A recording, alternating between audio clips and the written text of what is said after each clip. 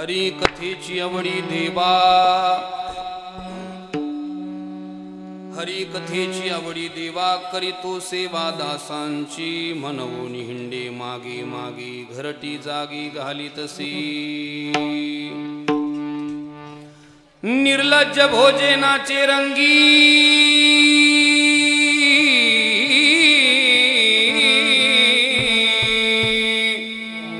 भरते अंगी प्रेमाचे,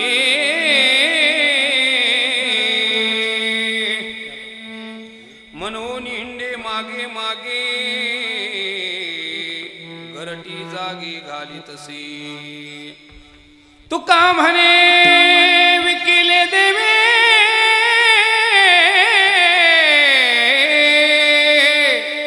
अपना भावे संसाठी, म्हणून हिंडे मागे मागे,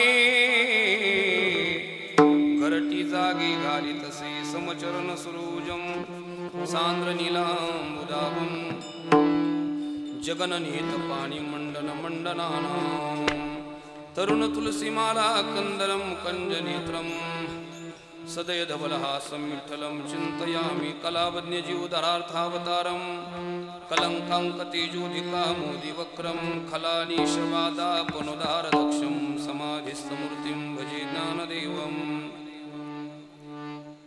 नमो सद्गुरु तुकया ज्ञानदीपा, नमो सद्गुरु सच्चिदानंद रूपा, नमो सद्गुरु भक्त कल्याणमूर्ती, नमो सद्गुरु भास्करा पूर्ण कीर्ती,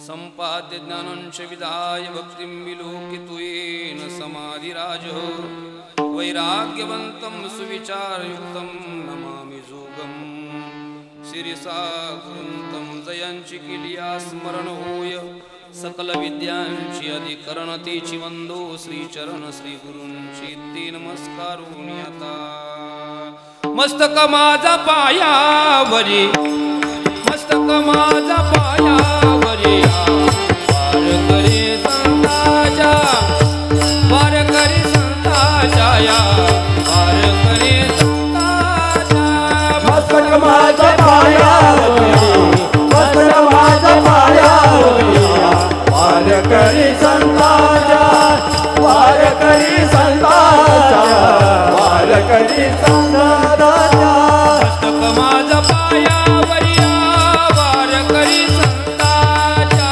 मस्तक माझा पायावरी, वार करी संताच्या, मस्तक माझा पायावरी, वार करी संताच्या, मस्तक माझा पायावरी, वार करी संताच्या, माझा पायावरी, वार करी संताच्या, वार करी संताच्या, वार करी संताच्या, मस्तक माझा पायावरी, वार करी संताच्या, वार करी संताच्या, वार करी संताच्या.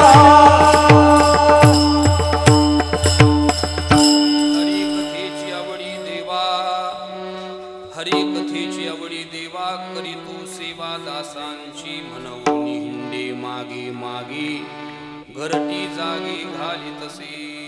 प्रस्तुत प्राप्त प्रसंगी, प्राप्त स्थळी, प्राप्त वेळी कीर्तन सेवे करता अर्थात निरूपणा करता निवडलेला भंग, संत हृदय सम्राट विश्वसंत नंत कृपावंत श्रीमंत श्री जगद्गुरु तुकोबाराय तुकोबारायांच्या भंग संहितेतील भंग गाथेतील 4 चरणाचा प्रासादिक प्रसिद्ध आणि गोड अशा प्रकारचा भंग आहे. या भंगाच्या द्वारा श्रीमंत श्री जगद्गुरु तुकोबाराय सांगतात, भगवान परमात्म्याची आवड व्यक्त करतात आणि भगवंताला जे आवडतं ते जे करतात, भगवान परमात्मा त्यांच्या करता काय करतो या गोष्टीचा समन्वय तुकाराम महाराजांनी या भंगातून मांडलाय. विठाला विठाला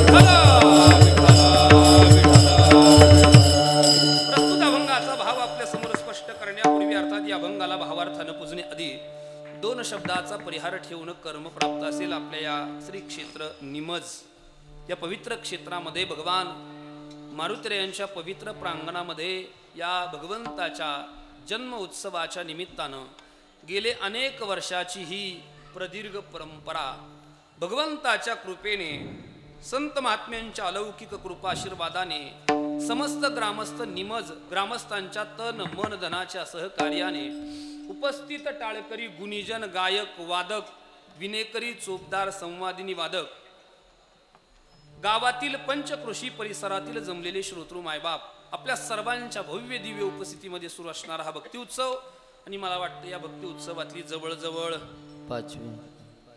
पाचव्या दिवसाची संकीर्तन सेवा आयोजक नियोजक मंडळी सप्ताह कमिटी भजनी मंडळी समस्त ग्रामस्थ मंडळी या सर्वांच्या माध्यमातून एके दिवशी सकाळी मीटिंग बसली होती आणि मीटिंग मधूनच फोन केला म्हणजे मतकर बाबा होते अरुण भाऊ होते महाराज एक सेवा तुम्हाला जमल ती सांगा म्हटलं तुम्हाला जमल ती लिहा ती म्हटली ह्या दिवशी जमल का म्हटलं माझं काय नाही मी असा कीर्तनकार आहे तू का म्हणे कसं तुम्ही म्हणाल तसं काय आडे वेडे घेऊन काही नसतं इतरांसारखं तुम्ही म्हणाल त्या दिवशी टाका म्हटलं काय हरकत नाही मग ते म्हटले 17 तारीख म्हटलं काय हरकत नाही जमेल आणि सगळ्या भजनी मंडळाच्या आयोजक नियोजक मंडळीच्या माध्यमातून ही सेवा आज माझ्याकडे सुपूर्त केली गेली आणि याच्या कार्यक्रमाचं मला वाटतं सेवादान सौजन्य यांच्या माध्यमातून आहे आदरणीय आपल्या गावातील आपले उपसरपंच आदरणीय आमचे अरुण भाऊ गुंजाळ त्यांच्या माध्यमातून आजच्या कीर्तनाचं सौजन्य अतिशय सुंदर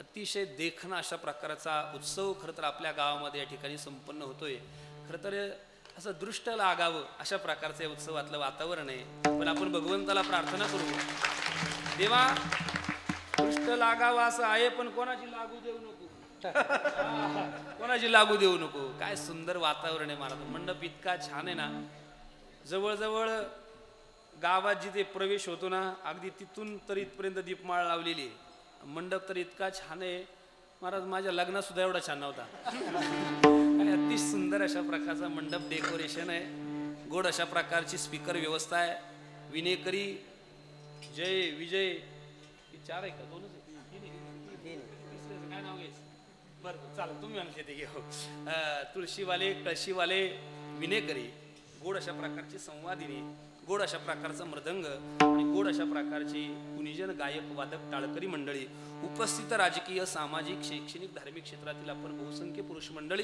आणि माझ्या समोर बहुसंख्य जमलेल्या माझ्या सर्व मुख्यमंत्र्याच्या लाडक्या बहिणी अगदी तुम्हाला सगळ्यांना आपल्या सर्वांच्या चरणाला विनम्र भावानं अभिवादन करून अभंगाचा विचार मांडूया विठाला विठाला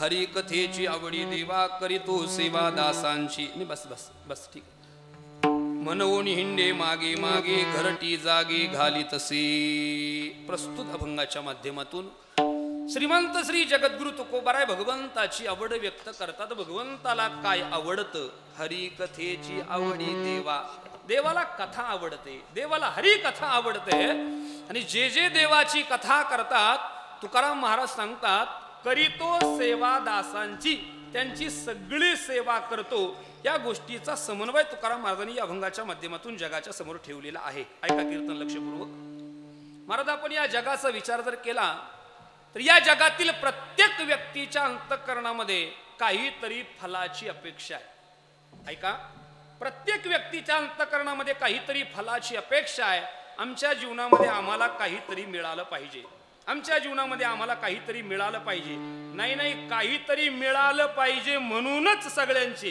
काय सुरू आहे तुम्ही नाराज आहे माझ्या काही ऐका काहीतरी मिळालं पाहिजे म्हणूनच सगळ्यांची सुरू आहे काय प्रयत्न म्हणा ना सोपा शब्द वापरा सगळ्यांचे प्रयत्न कशा करताय काहीतरी मिळावं म्हणून सगळे रात्रंदिवस प्रयत्न करतात सगळेच म्हणजे कोण कोण शेती करणारे त्याच्याकरता धावतात नोकरी करणारे त्याच्याकरता धावतात व्यवसाय करणारे त्याच्याकरता धावतात राजकारण करणारे त्याच्याकरता धावतात आणि फेटा बांधून बोंबलत हिंडणारे त्याच्याकरता सगळ्यांची धावपळ आपल्याला पाहायला मिळेल महाराज रात्रंदिवस सगळ्यांचे प्रयत्न आहे आमच्या जीवनामध्ये आम्हाला काहीतरी मिळालं पाहिजे काहीतरी मिळालं पाहिजे आणि काहीतरी मिळालं पाहिजे ही जर अपेक्षा आहे तर ते तसं मिळणार नाही त्याच्याकरता काहीतरी करावं लागेल म्हणून आपल्याकडे एक म्हण आहे कुछ पाने के लिए बोला जरा तुमच्या पाठातलं हे काय गाथ्यातलं नाही. कुछ पाने के लिए कुछ खोना होना पडता आहे, म्हणजे काहीतरी पाहिजे असेल तर काहीतरी करावं लागेल. आता ते दिवस राहिले नाही. आपल्याकडे पूर्वी एक म्हण होती, दे रे हरी. आता ते दिवस नाही राहिले महाराज. आता जो कष्ट करील तोच फलाचा उपभोग घेईल. कारण जगामध्ये फल सहज मिळतच नाही. त्याच्याकरता काय करावं लागतात? कष्ट करावे लागतात, प्रयत्न करावे लागतात. प्रयत्नाशिवाय कष्टाशिवाय जगातली गोष्ट मिळतच नाही. आणि याच्याकरता तुकाराम महाराजांनी असा एक ऐतिहासिक दृष्टांत दिलाय. ऐका, खरं सांगा, आपली ही भारत भूमी अनेक वर्ष पारतंत्र्यामध्ये पडलेली होती. अनेकांना वाटत होतं या भारत भूमीचा उशक काल आला पाहिजे, ही भारत भूमी पारतंत्र्यातून मुक्त व्हावी म्हणून प्रयत्न केले नाही का सांगा. हा भारत देश आमचा मुक्त झाला पाहिजे, ही आमची आई आहे, ही पारतंत्र्यातून मुक्त झाली पाहिजे. कारण आपण जवळजवळ 150 वर्ष इंग्रजांनी आपल्यावरती राज्य केलं. जवळजवळ 750 वर्ष यवनांनी राज्य केलं. म्हणजे 750 आणि 150 किती झाले? 900 वर्षाचं पारतंत्र्य या भारतभूमीनं भोगलंय. आणि मग अनेकांना वाटायचं अरे ही भारतभूमी मुक्त झाली पाहिजे, ही भारतभूमी पारतंत्र्यातून मुक्त झाली पाहिजे, आम्ही स्वतंत्र झालो पाहिजे. म्हणून अनेकांनी प्रयत्न केले, पण बऱ्याच वेळेला निष्फल झाले. परंतु एका संघटनेने चांगले प्रयत्न केले आणि या भारत देशाला उशक काल आला. या भारत देशाला स्वातंत्र्य प्राप्त झालं. पण हे स्वातंत्र्य असं भीक मागून मिळालं नाही. ऐका ऐका ऐका ऐका, हे स्वातंत्र्य असं भीक मागून मिळालं नाही. मग याच्याकरता काय करावं लागलं? तुका म्हणे बळी देता ते निधान, देता ते निधान. म्हणे बळी देता ते निधान, देता ते निधान. तुका म्हणे बळी देता ते निधान, देता ते निधान. तुका म्हणे बळी देता ते निधान, देता ते निधान. भिकेसाठी कोण, भिकेसाठी कोण राज देतो. भिकेसाठी कोण, भिकेसाठी कोण राज देतो. भिकेसाठी कोण, भिकेसाठी कोण राज देतो.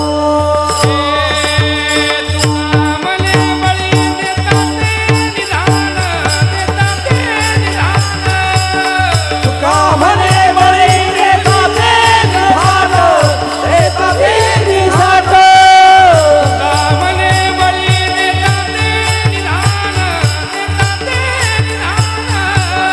तुका म्हणे बळी देता ते निधान, देता ते निधान. तुका म्हणे बळी देता ते निधान, देता ते निधान. तुका म्हणे बळी देता ते निधान, देता ते निधान.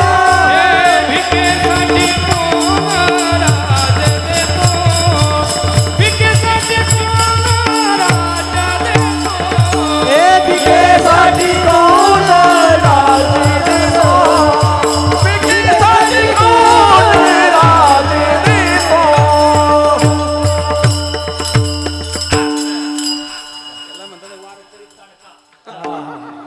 तुका म्हणे बळी देता ते निधान. अरे भिकेसाठी कोण राज्य देतो? असं भीक मागून कुणी राज्य देतं का? हो द्या, हो द्या आमचं राज्य द्या, द्या हो द्या आमचं राज्य द्या. असं भीक मागून नाही मिळालं. तुकाराम महाराज सांगतात याच्याकरता काय करावं लागलं. तुका म्हणे बळी देता ते निधान. वेळ प्रसंगी जीवाचं काय द्यावं लागलं? बलिदान द्यावं लागलं. अनेकांनी स्वतःचं रक्त सांडवलं, अनेकांनी स्वतःचे प्राण गमवले, अनेकांनी आपल्या देहाची तिलांजली दिली. तेव्हा या देशाला काय मिळालंय? स्वातंत्र्य मिळालंय. म्हणजे स्वातंत्र्य असं भीक मागून मिळालेलं नाही. म्हणजे जगात कुठलीही गोष्ट मिळते त्याच्या मागे काय असतो?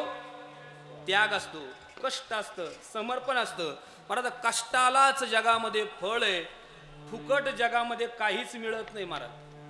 कष्टच करावे लागतात, प्रयत्नच करावे लागतात. प्रयत्नाशिवाय कष्टाशिवाय जगातलं कुठलंच फल मिळत नाही. मग ऐका, सगळ्यांची अपेक्षा आहे फलाची आणि त्या फलाकरता सगळ्यांचे कष्ट आहे. पण लक्षपूर्वक ऐका, माणसं रात्रंदिवस आपल्याला कष्ट करताना दिसतील, पण ते कष्ट कष्टा करता कष्ट नसून ते कष्ट मात्र 3 गोष्टी करताय. ऐका, ते कष्ट कष्टा करता कष्ट नसून 3 गोष्टी करताय. कशा करताय का? कष्टा करता कष्ट नाही, लोभा करता कष्ट आहे. एक, ऐका ऐका इकडे बघा जरा. कष्टा करता कष्ट नाही, लोभा करता कष्ट आहे 1. कष्टा करता कष्ट नाही, कामने करता कष्ट आहे 2. आणि कष्टा करता कष्ट नाही, आवडी करता कष्ट आहे 3.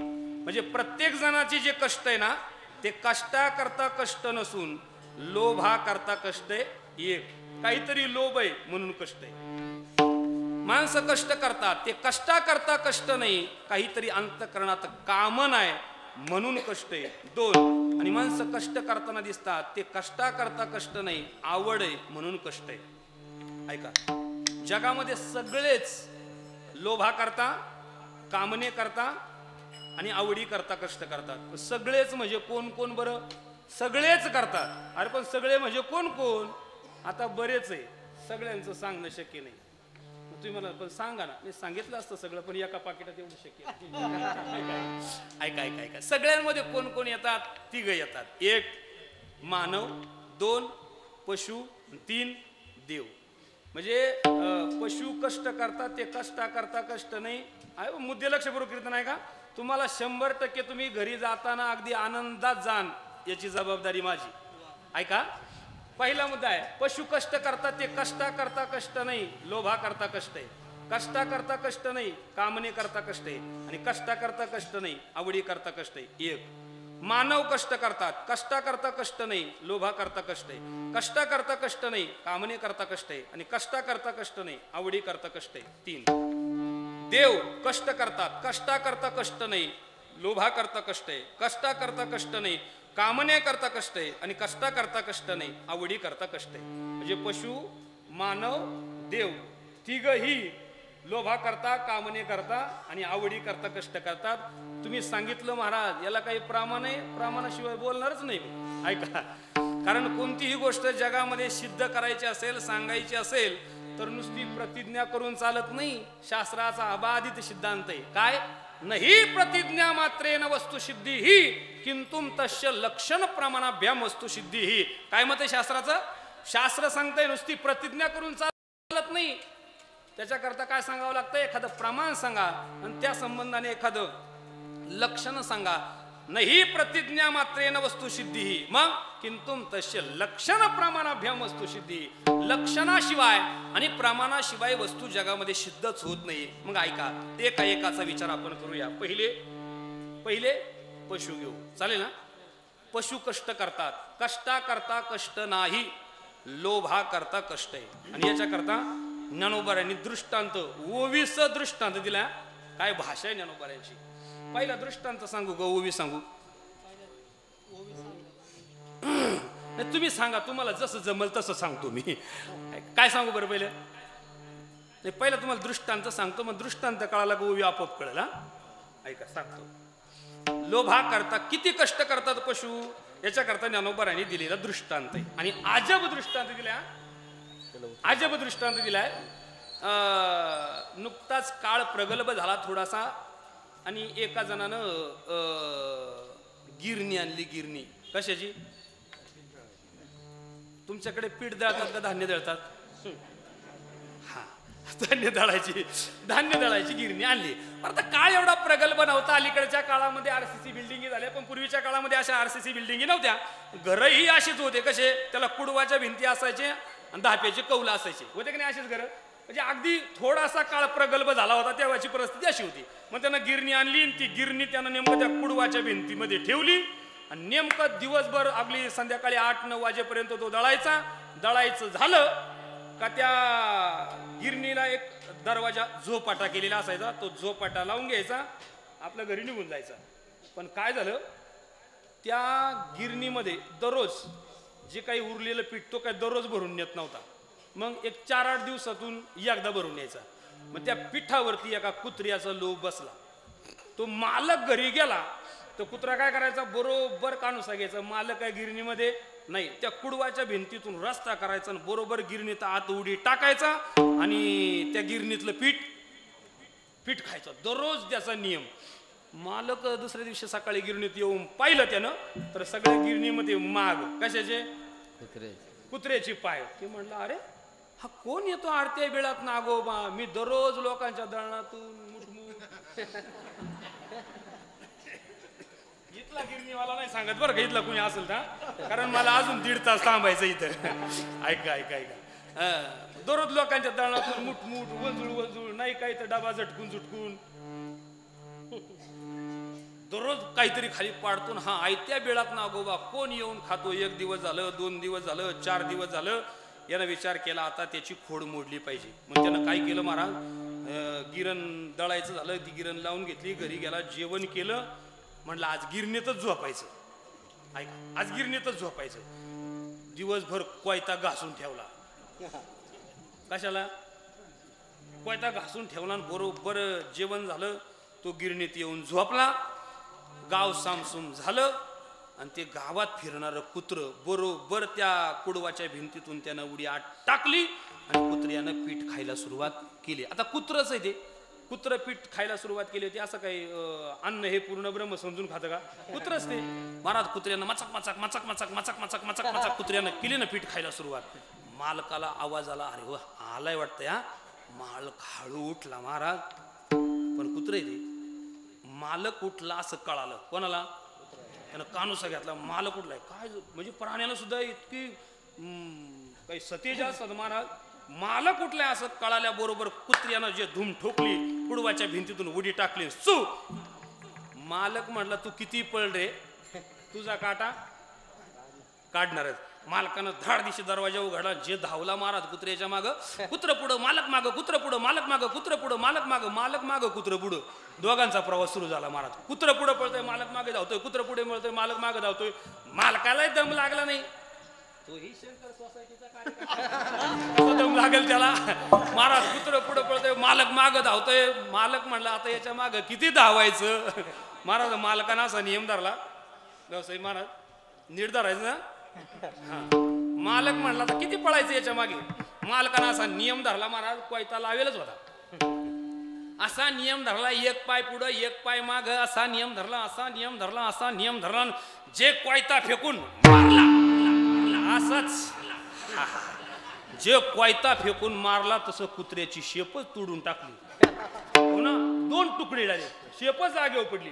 कुत्र जमिनीवरती पडलं, ओरडू लागलं, विवळू लागलं. मालक म्हटला आता काय ताकद आहे तुझी परत यायची. मोडली का नाही खोड, मग मुथाळणेकर म्हणतात. मालक परत त्या गिरणीत येऊन झोपला.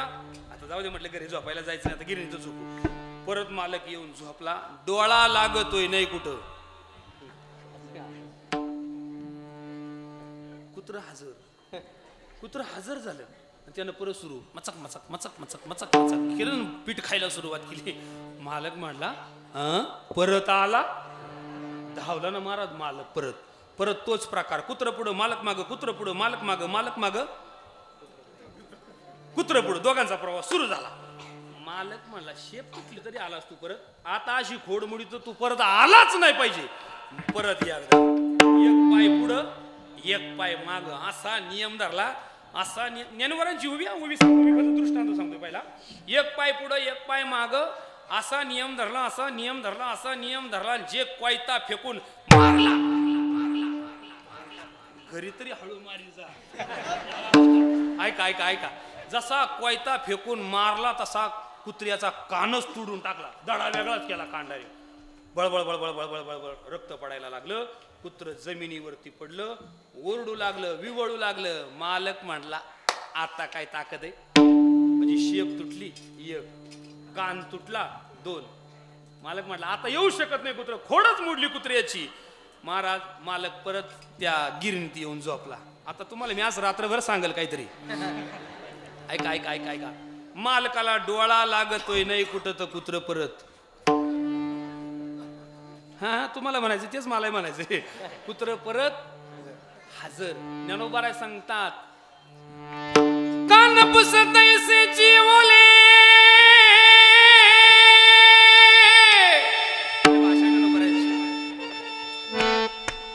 कान पुसत ऐसेची ओले,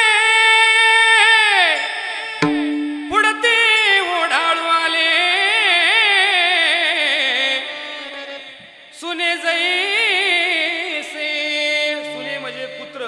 कान पुस, कानही ओला आहे आणि पुस म्हणजे म्हणजे शेपही ओली, म्हणजे कानही तोडलाय आणि शेपही तोडली, पण तरी ते कुत्र पुन्हा पुन्हा येतच का? कारण त्या कुत्र्याचा त्या पिठावर काय बसलाय? एवढं सगळं कष्ट त्यानं कशा करता घेतलं हो? कष्टा करता कष्ट नाही, लोभा करता कष्ट आहे. विठाला विठाला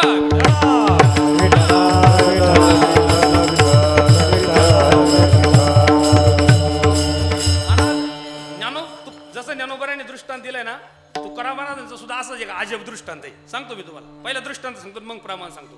काय झालं, आपल्याकडे आजही खेड्यापाड्यामध्ये अजून अशी पद्धत आहे. काय, एकदा शिवरात्र वगैरे झाली का आपल्या आतल्या चुली पूर्वीच्या काळात पुढे यायच्या, बाहेर वसरीत यायच्या. ज्यांची डोक्यावर पदर त्यांच्या ध्यानात येईल नाही, बाकीचे नका सावरू, आता जाऊ द्या. ऐका ऐका ऐका, होता का नाही असा काळ? आई चष्मेवाली आई, होता का नाही असा काळ? म्हणजे आतले लगेच चुली बाहेर वसरीत यायच्या. ती एक बिचारी माता माऊली भाकरी करायचं काम सुरू आहे. एक भाकर चुलीवरती म्हणजे तव्यावर टाकलेली आहे, एक भाकर थापायचं काम सुरू आहे आणि एक भाकर भाजायला आराला लावलेली आहे. 3 भाकरी एक सोबत करायच्या मारा. आता एक चांगली भारताचा ना कशाच होतं का नाही असं? ती भाकरी करू लागली. एक गावात फिरणारं कुत्र, गावात फिरणाऱ्या कुत्र्याचं असं आहे महाराज, ते कोणाच्याही दरवाज्यात जातं. जाऊ दे, असं रामकृष्ण. गावात फिरणाऱ्या कुत्र्याचं असंच आहे, कोणाच्या दरवाज्यात जाऊन उभं राहतं. कोण? हा कुत्रच म्हणतो का मी काही ना काढतो घेऊ तुम्ही. मग ते नेमकं ती भाकर करत होती, ते दारात फिरणारं कुत्र नेमकं दरवाज्यात आलं. बरं, त्याची उभं राहण्याची पद्धत, जी बाहेर काढणार, बरोबर आहे ना? मला कुत्र नका समजू, ऐका. त्या कुत्र्याची पद्धत असंच उभं राहतं महाराज. दृष्टांत दिलाय तुकाराम महाराजांनी, मी प्रमाण सांगतो तुम्हाला. आपल्या काही पद्धतीचं काही सांगत नाही आपण. मग ते कुत्रा असं बाहेर जीप काढून तिनं पाहिलं, हाड हाड म्हणलं, कोण मागं केलं, थोडंसं गेलं, चल 5-15 पावलं गेलं. ती बिचारी परत भाकरी करायला सुरुवात केली. ती तिच्या नादात भाकरी करते, ते पुन्हा येऊन उभं राहिलं. कुठं? दारात. बरं, दारात येऊन तसं नाही, तिनं अर्धी भाकर टाकली. हाड हाड म्हटल्याबरोबर ते परत वळालं, गेलं 10-5 पावलं पुढं गेलं, परत भाकरी करू लागली. आता एकदा झालं, दोनदा झालं, आता तरी जायला पाहिजे का त्यांनी? पण गावात फिरणार कुत्रे ती कसं काय जाईल? ऐका ऐका ऐका ऐका ऐका. एकदा झालं, दोनदा झालं, 3दा झालं, तिनं मागचा पुढचा विचार केला नाही. मग ती भाकरी करत होती, खेड्यातली होती बिचारी, धपली चुलीत घातलेली होती. ऐका ऐका ऐका, धपली चुलीत घातलेली होती. निम्या अर्धी धपली पेटलेली होती, तशीच धपली घेतली. चोरटे सुने मारिले टाळे, चोरटे सुने मारिले टाळे, चोरटे सुने मारिले टाळे, चोरटे सुने मारिले टाळे, चोरटे सुने मारिले टाळे, चोरटे सुने मारिले टाळे, चोरटे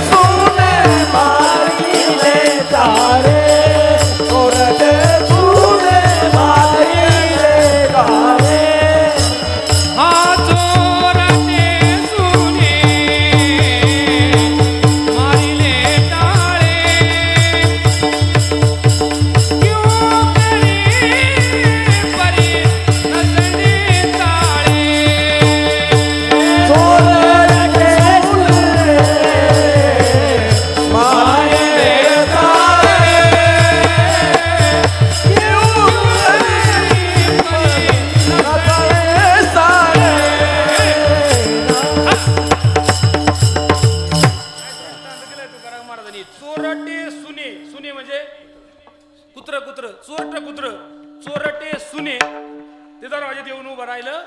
तिनं धपली घेतली आणि टाळक्यात टाकली. मारिले टाळे. टाळे म्हणजे टाळक्यात टाकली. आणि जशी टाळक्यात टाकली तुकाराम महाराज सांगतात क्यू करी म्हणजे क्याव क्याव क्याव क्याव करीत गेलं. हा असं क्याव क्याव करीत गेलं. तिला वाटलं आता एवढी मोठी धपली टाकली आता काय ताकद आहे त्याची परत यायची.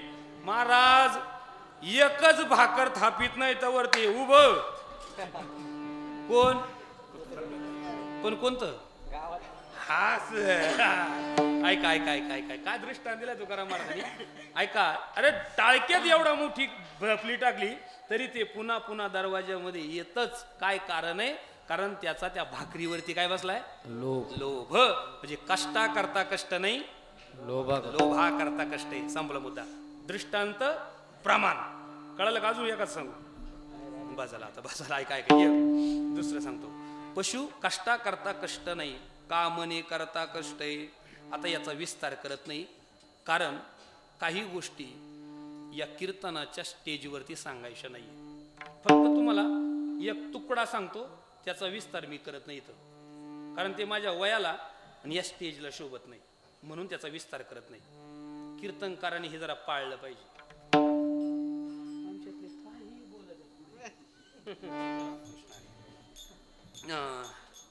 फक्त प्रमाण सांगतो विस्तार करत नाही. काय ऐका. पशु कामने करता कष्ट करतात. याच्याकरता तुकाराम ज्ञानोबारांनी दिलेलं दृष्टांत आहे. खरी टेकोने दी लयच ऐकायचं असेल तर बैठकीत त्याचा विस्तार सांगाल मी वाटलं. आता त्याचा विस्तार नाही करत. दोन संपला मुद्दा. तिसरा दृष्टांत मुद्दा आहे कष्टा करता कष्ट नाही, आवडी करता कष्ट आहे. तीन सांगितले होते ना. म्हणजे कष्टा करता कष्ट नाही, लोभा करता. कष्टा करता कष्ट नाही, कामने करता. कष्टा करता कष्ट नाही, आवडी करता. ऐका काय अजब दृष्टांत दिलाय ज्ञानोबारायने. पहिला सिद्धांत मी पहिला दृष्टांत सांगतो मग ओवी सांगतो. काय झालं?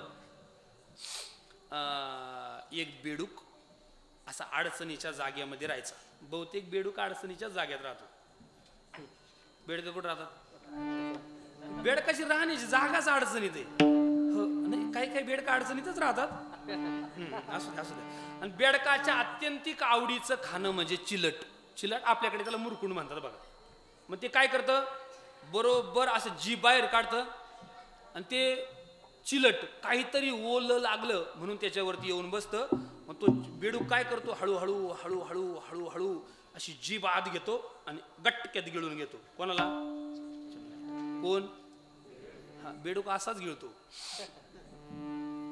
उशिरा कळत पण कळत तुम्हाला. ऐका ऐका त्या म्हणजे बेडकाची चिलट खाण्याची पद्धत. ज्याची जीभ बाहेर करायची काही कधी ओलं दिसलं म्हणून चिलट त्याच्यावरती येऊन बसणार आणि त्यानं हळूहळू हळूहळू जीभ आत घ्यायची. अरे म्हणा तुम्ही सहकार्य करा ना जरा. गिळून घ्यायचं त्या. मग आता बेडूक असा त्या चिलटाला गिळण्याकरता असा सावध बसलेला आहे. आणि ज्ञानोबाराय सांगतात त्याच्या पाठीमागून एक साप आला. ऐका दृष्टांत दिलं ज्ञानोबारायने. त्याच्या मागून एक साप आला आणि सापानं बेडकाला गिळलं. सापाने बेडकाला निमार्ध गिळलं आणि तेवढ्यात पुढून एक चिलट आलं आणि चिलट आल्याबरोबर बेडूक धावू लागला. कशाला? कशाला? ज्ञानोबाराय सांगतात भल्या माणसा तुला अरे निमार्ध गिळलंय नाही देण्यात आलं वाटतंय. आता साठी वलांडली एकही दात मुखात नाही आता तरी माळगा. बेडकाला सांगितलंय ज्ञानोबारायनी.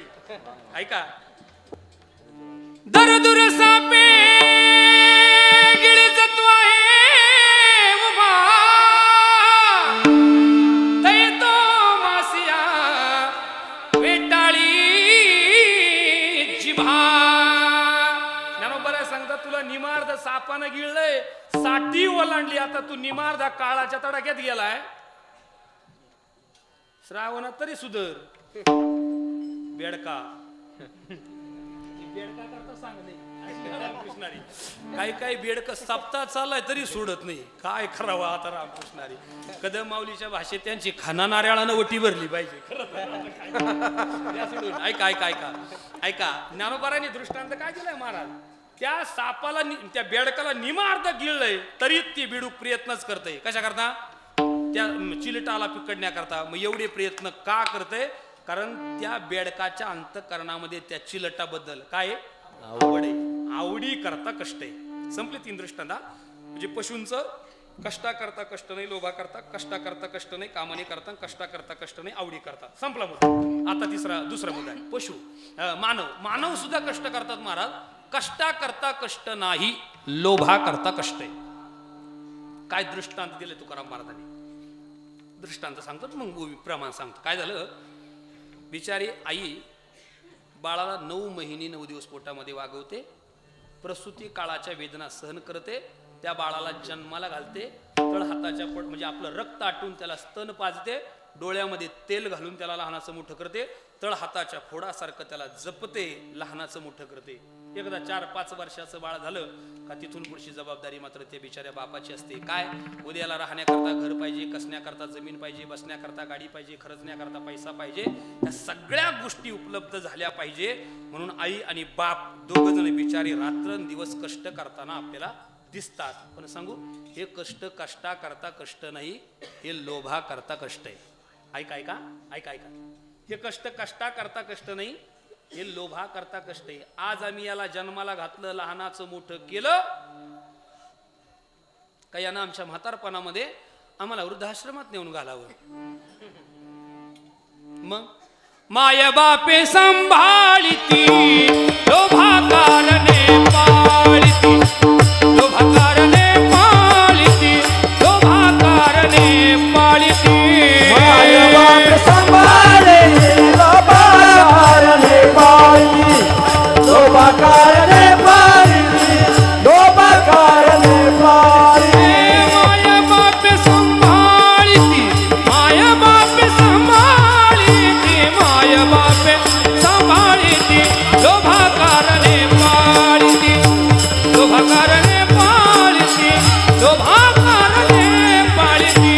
माय बाप सांभाळिती, माय बाप सांभाळिती, माय बाप सांभाळिती, लोभा कारणे पाळिती, लोभा कारणे पाळिती, लोभा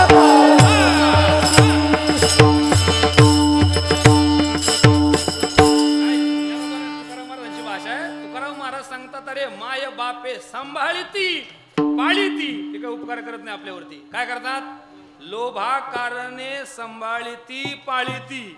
त्यांच्या अंतकरणात लोभ आहे, ते आपल्याला लहानाचं मोठं करतात. म्हणजे ते काय उपकार नाही करत. कशा करता करतात, त्यांच्या अंतकरणात लोभ आहे. काय लोभ आहे, आज आम्ही याला लहानाचं मोठं केलं ना, यानं म्हातारपणामध्ये आम्हाला काय केलं पाहिजे, सांभाळणारेच बोला. काय काय काय काय केलं पाहिजे, सांभाळलं पाहिजे. आणि सांभाळावं म्हणून केवढं मोठं कष्ट आहे. काय लोभ आहे अंतकरणामध्ये. फक्त त्यांना सांभाळलं पाहिजे म्हातारपणामध्ये, आणि म्हातारपणामध्ये सांभाळावं म्हणून अख्खं आयुष्य चंदनासारखं झिजवतात. हो, काय त्याग आहे मायबापांचा, केवढा त्याग आहे पहा ना तुम्ही. रात्रंदिवस कष्ट आहे. बिचाऱ्या आईला विचारा, अरे 9 महिने 9 दिवस पोटामध्ये वागवलंय. 2 MM 4 MM खडा सुद्धा आम्हाला पोटात सहन होत नाही. तिनं 9 महिने आणि 9 दिवस 2, 2.5, 3, 3.5, 4 किलोचा गोळा वागवलाय पोटात. सोपी गोष्ट आहे का हो. मी म्हणतो पोटात वागवणे सोपं आहे. प्रसूती काळाचा विचारा ना, काय काळ होता, आता काळ बदललाय. आता शब्द संपलाय जवळजवळ. तो कशातला गेला काय, हा आता काय शब्द आलाय, सीझर नाही, सीझर नाही, डिलेव्हरी. आता काय शब्द आला, आपण जर विचारला पोरगी कुठे हो, गेली कुठं, डिलेव्हरीला. बाळणपणाला नाही म्हणत कोणी, कारण बाळणपण संपलं आता. पण या ज्यांच्या डोक्यावर पदर आहे ना, नाही आता नका सावरू, जाऊ द्या. ऐका ऐका ऐका, तुम्ही अनुभवलाय बाळंतपण, हे काळ अनुभवलाय. काय काळ होता महाराज. ऐका, ती बिचारी आई 9 महिने 9 दिवस पोटामध्ये वागवते, प्रसूती काळाच्या वेदना सहन करून त्या बाळाला जन्माला घालते. आणि तो बिचारा बाप किती कष्ट करतो. तुकाराम महाराज सांगतात, बाप करी जोडी लेकराची उडी, आपुली कुरवंडी वाळवणी. मागे आम्ही नवनाथ भाऊच्या वडिलांच्या श्राद्धाला आलो होतो ना, तेव्हा हाच अभंग कीर्तनला घेतला होता. बाप करी जोडी लेकराची उडी. ऐका काय बापाचा त्याग आहे. आई बाप बिचारे कष्ट करतात, पण हे कष्ट कष्टा करता कष्ट नाहीये, त्याच्यामध्ये मात्र लोभ आहे. का, आम्ही आज याला लहानाचं मोठं केलं ना, आमच्या म्हातारपणाची यांनी काठी व्हावी, यानं आमच्या म्हातारपणाचा आधार व्हावा, त्यानं म्हातारपणाचा आधार व्हावा म्हणून स्वतःचं शरीर चंदनासारखे झिजवणारे मात्र आई बाप आहे. संपला मुद्दा. पहिला मुद्दा म्हणजे माणसं कष्ट करतात, कष्टा करता कष्ट नाही, लोभा करता कष्ट आहे. संपला मुद्दा. दुसरा मुद्दा आहे, माणसं कष्ट करतात ते कष्टा करता कष्ट नाही, कामने करता कष्ट करतात. किती करतात? अहो काहीही करतात. काही करतात म्हणजे काय करतात बरं? ज्ञानोबा सांगतात काय काय करतात. ऐकायचं ना, ऐकायचं ना. चित्ताराधी श्रीचे मग तो तिचे निछाले नाचे, माकड जैसे गारुड्याचे होय. काय दृष्टांत दिलाय ज्ञानोबा. चित्ताराधी श्रीचे मग तो तिचे नि छंदे नाचे. तिच्या छंदात रामकृष्ण तुमच्या देण्यात आलं. समजणे वाले को इशारा काफी. ऐका ऐका ऐका. जसं ते माकड जसं गारुड्याच्या तालावर नाचताना लय अवघड आहे महाराज. काही काही काय सांगावं. आता बघा संख्या पहा, यांची किती आहे आणि यांची किती आहे. जाऊ का रे सदगीर महाराजांचं कीर्तन आहे. पुढं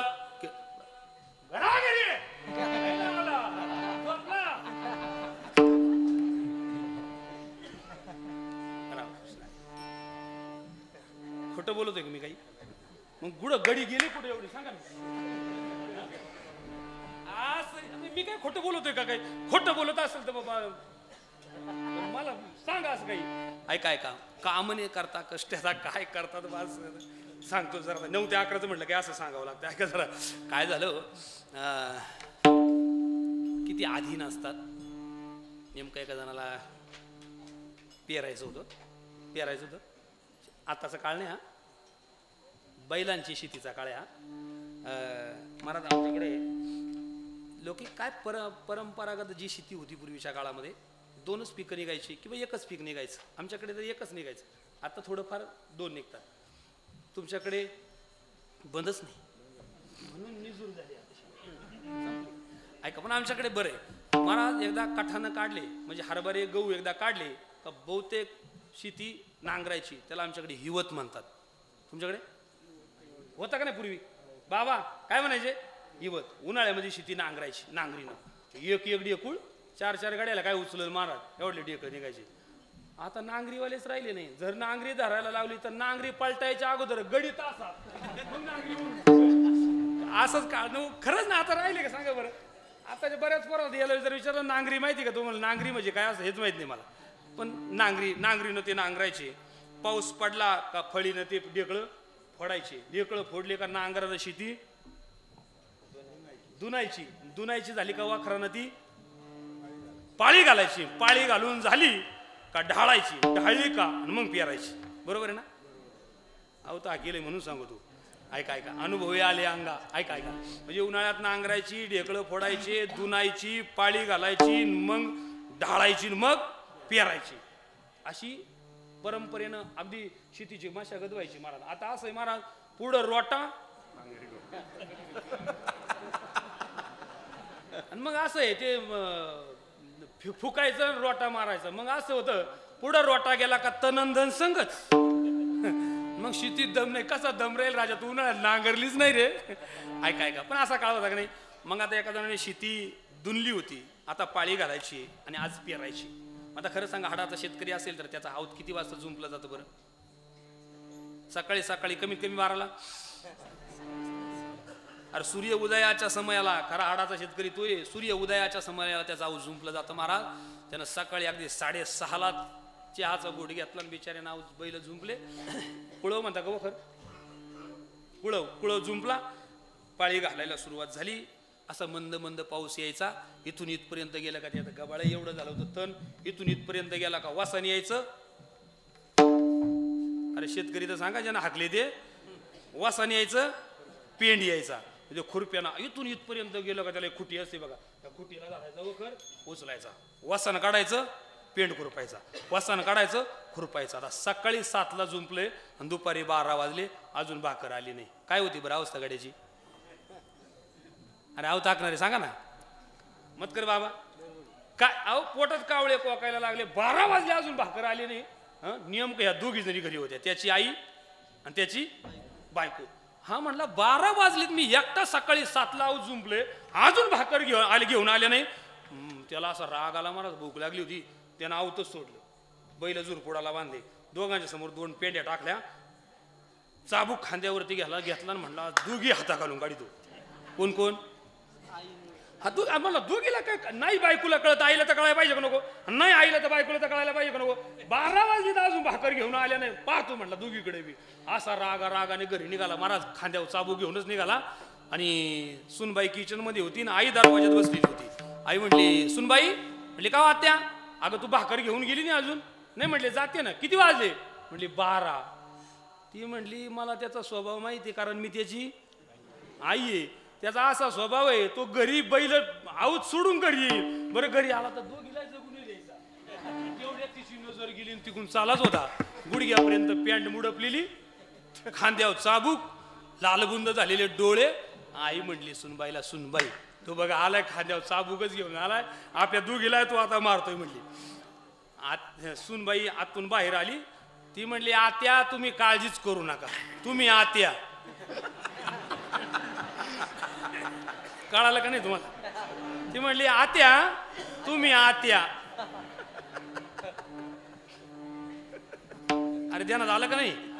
आत्या तुम्ही आत्या, तुम्ही आत्या, मला बाहेर जाऊ द्या, कारण मी बाहेर गेल्याशिवाय हा शांत नाही होणार. काय आत्याला आत घेतलं आणि ही खाली दरवाजातून पुढे गेली, पदर कमरेला खोचला, बांगड्या माग सारल्या, गडी असा तावाना असा रागानं आला होता. काय केला होता विचार तिथं त्यांनी? तू गेले हाता घालून गाडी तो. महाराज बायको अंगणामध्ये पुढे आली आणि एवढा रागानं लालबुंद झालेले डोळे. म्हटले का इतक्या रागाने आले? म्हटलं काय नाही भूक लागली, शिळपाट. अवघडे काही या सोडून चला. विठाला विठाला विठाला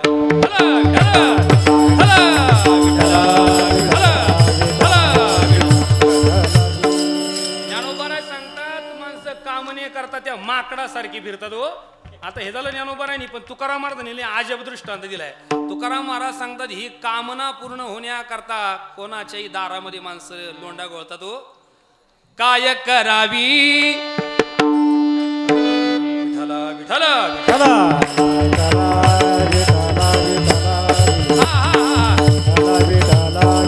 काय करावी ती मोलाची माकडे, काय करावी ती मोलाची माकडे, काय करावी ती मोलाची माकडे, काय करावी ती मोलाची माकडे. हे नाचता ती पुढे संसाराच्या, नाचता ती पुढे संसाराच्या, नाचता ती पुढे संसाराच्या, नाचता ती पुढे संसाराच्या.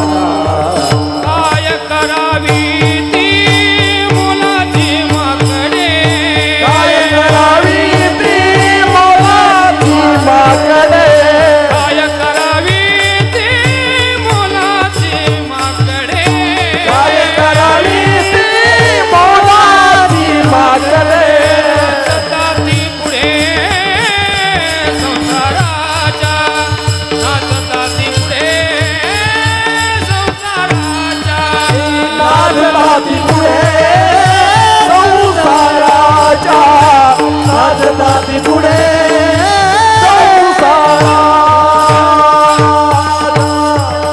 संसाराच्या. काय करावी ती मोलाची माकडे, नाचता ती पुढे संसाराच्या. पण का? कामना. हे सगळं कष्ट कष्ट नाहीये, कामने करता कष्ट आहे. संपला मुद्दा. म्हणजे मानव सुद्धा कष्ट करतात. कष्टा करता कष्ट नाही, लोभा करता. कष्टा करता कष्ट नाही, कामने करता. आणि कष्टा करता कष्ट नाही, आवडी करता. माणसाच्या अंतकरणात आवड असेल ना, ज्ञानोबा सांगतात आवडी आणि लाजवी, व्यसन आणि शिनवी. आवड असेल माणसा माघार घेत नाही. काय झालं, एक जण डोंगराव होता, ऐकताय ना, एक जण डोंगराव होता आणि एक जण दरीत होता. माझ्याकडे बघा जरा, काय झालं? ऐका ऐका, एक जण डोंगरावर होता आणि एक जण दरीत होता. कमीत कमी 4 किलोमीटरचं अंतर होतं. जाऊ द्या, एवढं जाऊ द्या. जसं का एक कळसू आईला वर आणि एक पाय त्याला, एवढं अंतर होतं. आणि खालच्याला तलप लागली. दोघे शंकर सोसायटी, खालच्याला तलप लागली. वर्षानं वरून हाताने खुणवलं.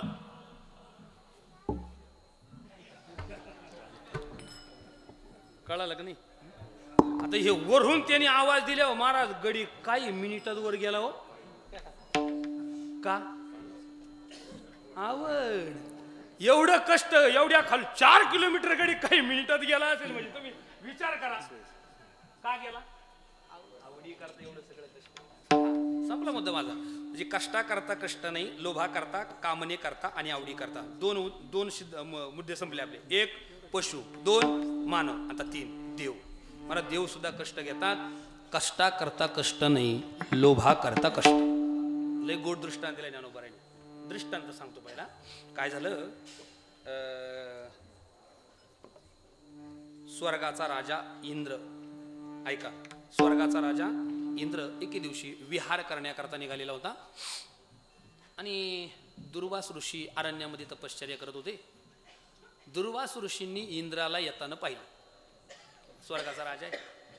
ऐका, कुठलाही आपल्याला उत्सव करायचा असेल, कार्यक्रम करायचा असेल तर राज आश्रयाशिवाय होतच नाही. मला राज आश्रय लागतोच कुठल्याही कार्याला.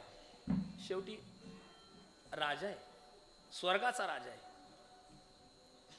देवांचा राजा आहे. देवेंद्र देवांचा राजा आहे ना तू. आला, येताना पाहिलं. महाराज दुर्वास ऋषी पुढे गेले धावत. या महाराज, हाताला धरलं, आसनावरती आणून बसवलं, सत्कार समारंभ केला. रानातली रान फुलं जमा करून आणली, त्याचा एक हार तयार केला आणि इंद्राच्या गळ्यात घातला. कुणी?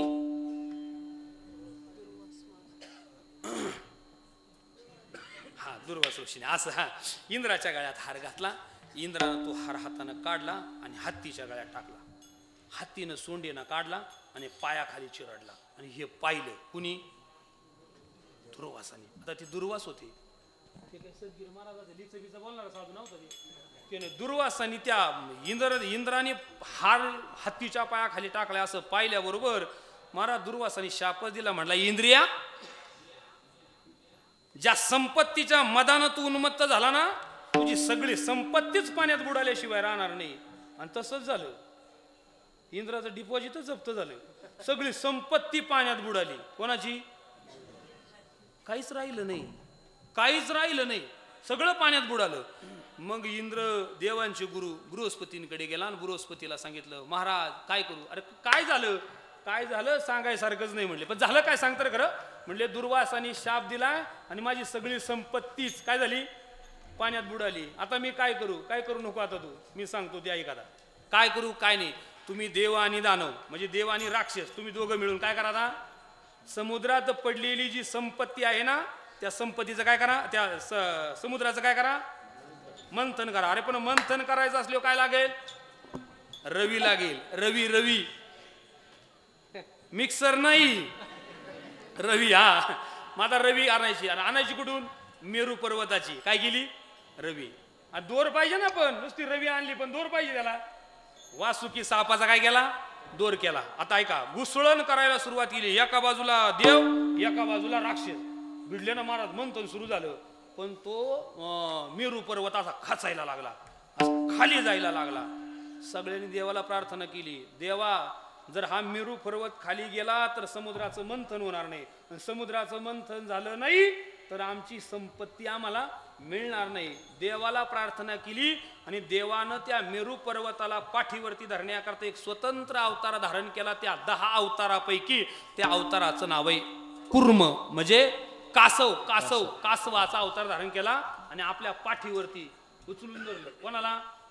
मेरू पर्वताला. तो भगवंताचा अवतार आहे का?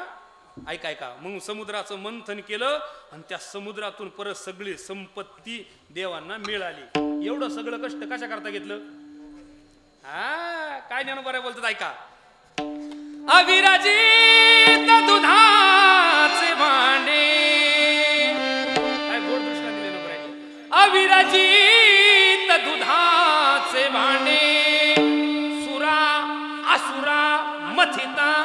केवडे झाले कष्ट. काय बोलली ना बरं आहे. सुरा असुरा मथिता मंथन करताना किती दुःख झालं. सहज झालं. एवढं सहज मिळालं का ते.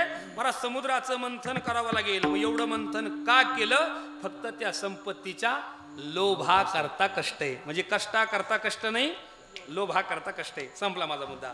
देव सुद्धा कष्ट करतात महाराज. कष्टा करता कष्ट नाही. दुसरं काम नाही करता कष्ट आहे. हे स्तोत्रालय चांगलं आहे महाराज. गड्याचं दिसायला जरा असा साधा बोळ आहे, पण कीर्तनाकाराचा ते कीर्तनकार येतानाच सांगतो आज कोणता अभंग घेणार आहे. ऐका ऐका ऐका. कामने करता कष्ट आहे. किती कष्ट करता देव कामने करता. आता त्याचा विस्तार नाही करीत लई. इंद्रा पडली बघ चंद्र झाला काळा, नारद चुकला चाळा भजनाचा. अरे मन कामनेची निदाये, ब्रह्मकन्येसी दुरू जाये. म्हणजे कामने करता देव सुद्धा कष्ट करताना आपल्याला पाहायला मिळतील. म्हणजे कष्टा करता कष्ट नाही, लोभा करता. कष्टा करता कष्ट नाही, कामने करता. आणि आता शेवटचा मुद्दा आहे. कष्टा करता कष्ट नाही, आवडी करता कष्ट आहे. म्हणजे देव सुद्धा कष्ट घेतात, पण कष्टा करता कष्ट नाही, आवडी करता कष्ट आहे. पण महाराज देवाला आवडतं काय ते तर पहिलं सांगा अभंगाच्या पहिल्या चरणामध्ये. हरी कथेची आवडी देवा, हरी कथेची आवडी देवा, हरी कथेची आवडी देवा, हरी कथेची आवडी देवा, हरी कथेची आवडी देवा, हरी कथेची आवडी देवा, हरी कथेची आवडी देवा, हरी कथेची आवडी देवा, हरी कथेची आवडी देवा, हरी कथेची आवडी देवा, हरी कथेची आवडी देवा, हरी कथेची आवडी देवा, हरी कथेची आवडी देवा, हरी कथेची आवडी देवा, हरी कथेची आवडी देवा, हरी कथेची आवडी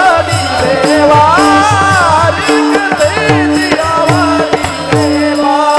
करीतो सेवा दासाची, करीतो सेवा दासाची, करीतो सेवा दासाची, करीतो सेवा दासाची, करीतो सेवा दासाची, करीतो सेवा दासाची, करीतो सेवा दासाची, करीतो सेवा दासाची.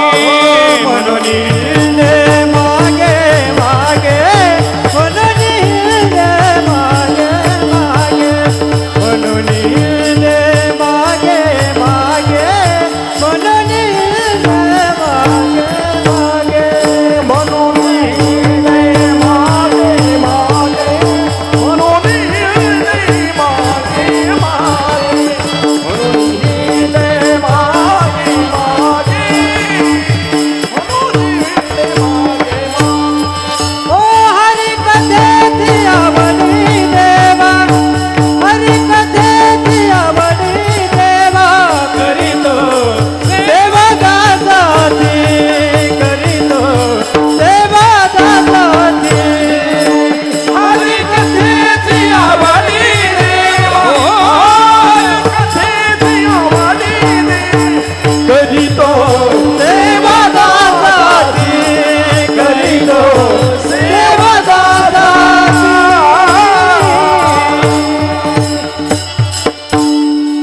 माऊली करता जरा टाळ्या वाजल्या पाहिजे. क्या बात आहे महाराज. साधी माणसं आहे. आणि खरं सांगू कीर्तनाला अशीच माणसं लागतात मला. आपले सगळे माणसं. आणि जेव्हा कानाला धरलं तेव्हा उभं करता येतं महाराज. साधी माणसं आहे पण किती गोड आहे. काय कोणाला त्रास काय नाही. किती छान आहे. बरं कुठलाच त्रास नाही. हा याचाही नाही.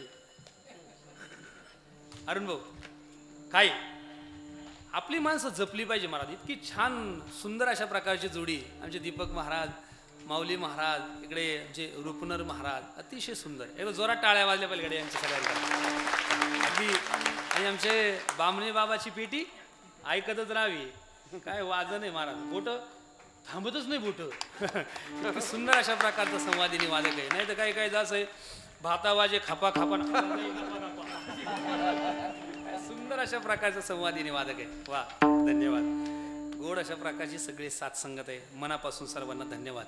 ऐका, आपण मुद्दा सांगत होतो, देव सुद्धा कष्ट करतात. ते कष्टा करता कष्ट नाही, आवडी करता कष्ट आहे. 3 मुद्दे सांगत आलो आपण. पहिले पशु, दुसरे मानव आणि तिसरे देव. आणि तिघांची आपण सप्रमाण उदाहरण प्रमाण सगळं सांगितलं. आता शेवटचा मुद्दा आहे देव. देव कष्ट करतात. ते कष्टा करता कष्ट नाही, आवडी करता कष्ट आहे. मग देवाला काय आवडतं सांगा ना महाराज.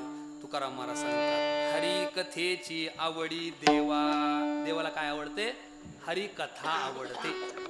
देवाला हरिकथा आवडते. आणि जे जे देवाची कथा करतात, तुकाराम महाराज सांगतात, करीतो सेवा दासांची.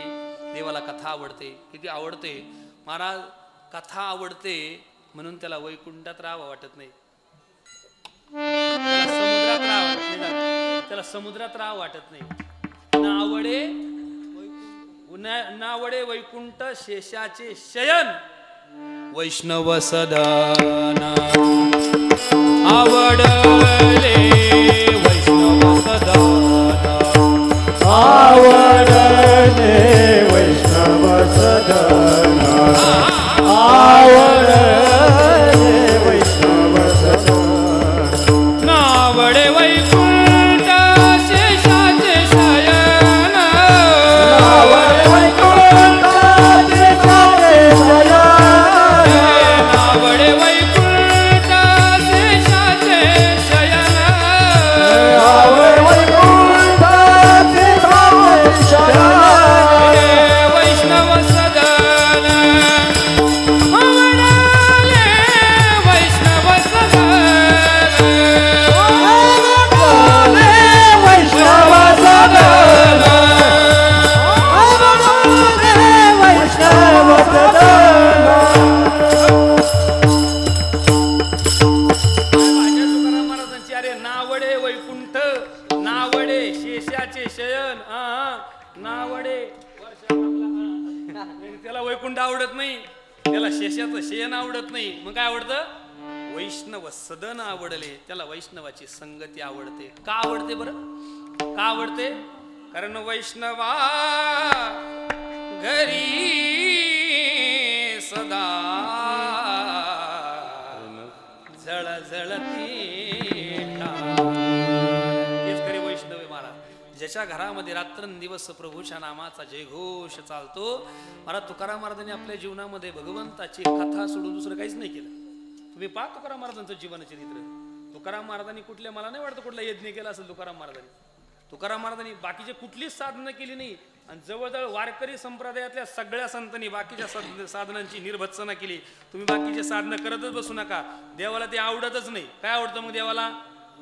देवाला कथा आवडते. देवाला कथा आवडते.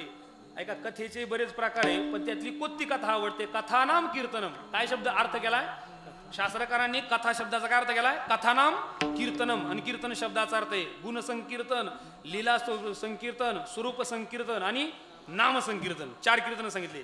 देवाच्या गुणाचं कीर्तन करा, देवाच्या स्वरूपाचं कीर्तन करा, देवाचे लीलेचं कीर्तन करा. सगळ्यात सोपं नाम संकीर्तन साधन पै सोपे. सगळ्या साधनांपेक्षा कसं आहे? सोपं आहे. काय विनाकारण बाकीची जट घालत बसता बरं तुम्ही?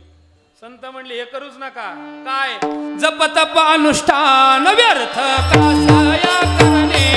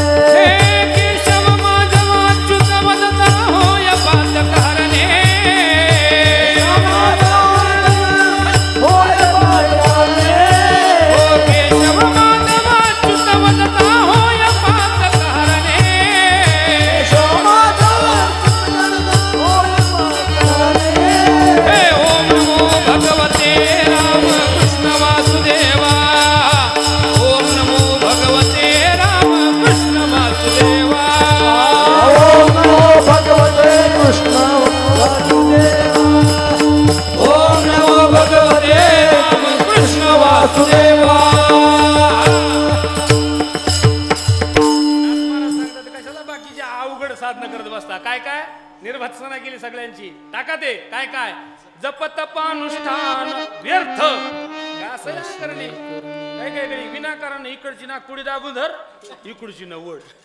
काय आलं नागपुड्या उडीतो घेणं देण्याचं. इतकं सोपं साधन आहे. कोणतं? केशव माधव. हा भगवंताच्या नामाचा जय घोष करा. बाकीची साधनं ही अधिकारावरती अवलंबून आहे. सांगू बाकीची सगळी साधनं अधिकारावरती अवलंबून आहे. आता हे जे एवढं प्रमाण मी तुमच्या समोर म्हणलं, आता खरंच सांगा हे म्हणायलाच एवढं अवघड आहे. त्याच्या पुढचं सांगतो.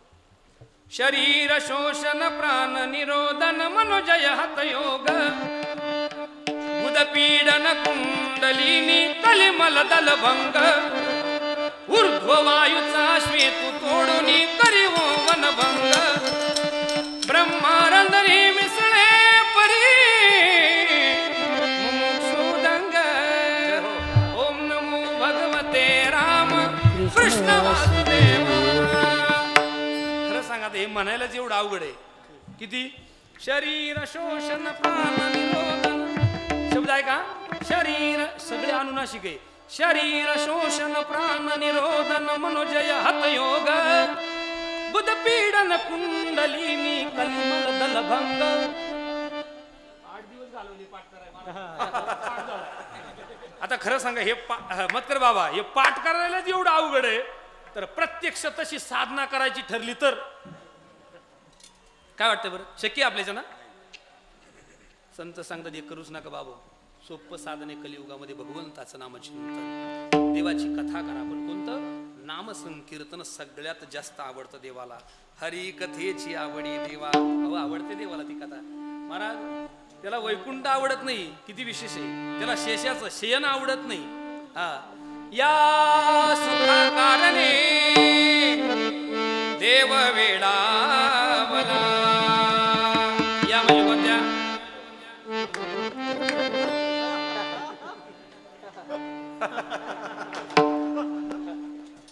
या सुखा कारणे मग या सुखा कारणे. हे सुख जगामध्ये दुसरं कुठंच नाही महाराज. काय आनंद आहे. काय निमजकर मंडळी भाग्यवान आहे. याला म्हणतात वारकरी संप्रदाय टिकून ठेवलाय महाराज. बघा ना सगळी मंडळी दिवसभर शेतात काम करणारी माणसं पण संध्याकाळी कामगार बांधूनच उभी आहेत. टाळ्या जोरात वाजल्या पाहिजे. संप्रदाय जपला आपण सगळ्यांनी महाराज. आता गावगाव टाळकरी विकतन, विनेकरी विकतन, चोपदारही विकतन, गाणारे विकतन, वाजवणारे ऐकणारे विकतन. पण निमगाव मंडळी तुम्ही निमजकर मंडळी खरंच भाग्यवान आहे. विशेष दररोज तुकोबाऱ्यांच्या गाथ्याचं संगीत गाथा पारायण आहे. आणि जी जी मंडळी ही निष्ठेनं पारायण करते एकदा त्यांच्या गाथा जोरात टाळ्या वाजल्या पाहिजे दररोज न चुकता. मला वाटतं 2-4 वर्षापासून आपण सलग गाथ्याचं पारायण करतात. मी नवनाथ भाऊला त्या दिवशी म्हणलं होतं पण ते म्हणले आता नियोजन झाले. यावर्षी ज्ञानोबाऱ्यांचा 750वा म्हणजे सप्तशतकोत्तर सुवर्ण महोत्सवी वर्षे. म्हणले यावर्षी ज्ञानेश्वरी पारायण करा. पण ते म्हणलं आता ठरले आता म्हणले. पण म्हटलं ठीक आहे म्हणता काय हरकत नाही. तर काय गाथ्याचं पारायण केलं काय ज्ञानेश्वरीचं पारायण केलं काय. पण ह्या वर्षीचा एक पर्व काळ आहे. ज्ञानोबाऱ्यांना जाऊन म्हणजे जन्माला येऊन 750 वर्ष झाली आहेत. म्हणून म्हटलं त्यांना म्हणलं ज्ञानेश्वरीचं पारायण करा. पण म्हटलं आता सगळं जर ठरलंय म्हणले आता पारायण करायचं आम्हाला. पण हरकत नाही. ह्या वर्षीचं म्हणजे विशेषच वर्ष या वर्षीचं असो हरकत नाही. चला कुठून लांब गेलं का विसरून. हा देवाला काय आवडतं? कीर्तन कथा देवाला आवडते. हरी कथेची आवडी देवा. जे जे कथा करतात, जे जे कथा करतात तुकाराम महाराज सांगतात करीतो सेवा दासांची. त्या दासांची परमात्मा काय करतो? सेवा करतो. पण कोणत्या? जे देवाची कथा करतात त्यांची. म्हणून एकदा सगळ्यांनी हातवरती करायचे आणि सगळ्यांनी भगवंताची कथा करायच्या. नामाचा जय घोष करायचा आहे. न कंटाळा करता हात दोन्ही. वाह क्या बात आहे. हात हात हात हात. वा वा वा. हे हात जगन्नाथ. हात हात. हरी विठोबार खुमाई. वडून वडून विठोबार खुमाई. विठोबार खुमाई. विठोबार खुमाई. विठोबार खुमाई.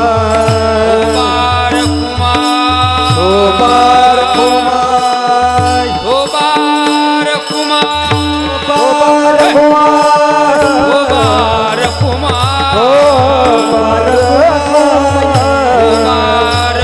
हरि कुमार कुमार डाले कुमार कुमार कुमार कुमार कुमार हरि जय जय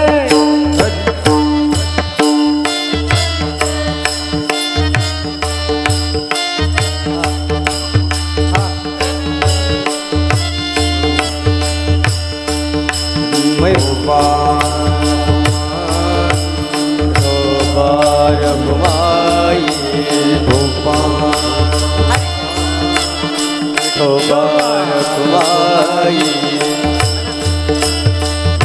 बार घुमाई बार घुमाई हरि जय जय जय हरि जय जय हरि जय जय बार घुमाई जय जय बार घुमाई हरि जय जय हरि जय जय जय हरि जय जय बार घुमाई जय जय बार घुमाई हरि जय जय जय जय जय जय जय जय जय बार घुमाए बार घुमाए हरि जय जय जय हरि जय जय जय हरि जय जय बार घुमाए बार घुमाए हरि जय जय हरि जय जय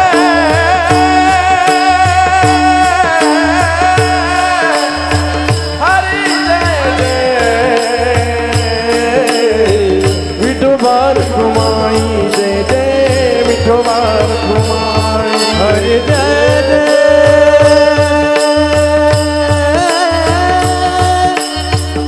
हरि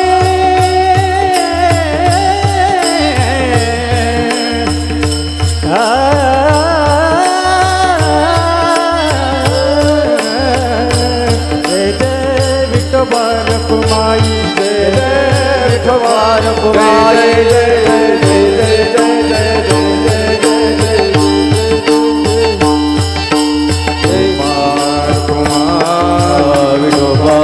कुमारी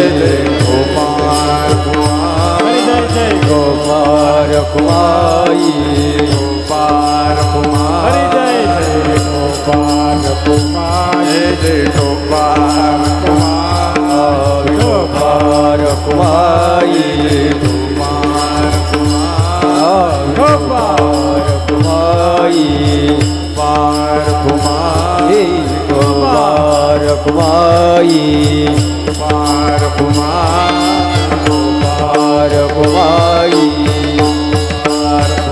बार कुमाई बार कुमाई बार कुमाई बार कुमाई जय जय जय जय जय जय जय जय जय जय बार कुमाई जय जय जय जय जय जय जय जय बार कुमाई हरि जय जय जय हरि जय जय जय जय हरि जय जय बार कुमाई जय जय जय जय जय जय जय जय जय मिठो बार कुमाई मिठो बार कुमाई बार कुमाई हरि बार कुमाई बार कुमार विठो बार कुमाई बार कुमार विठो बार कुमाई बार कुमार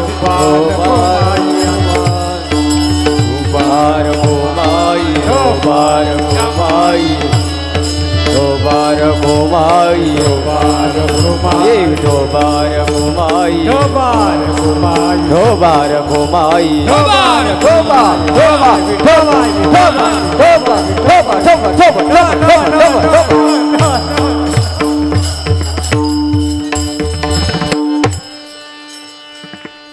दमच लागलं मला फार.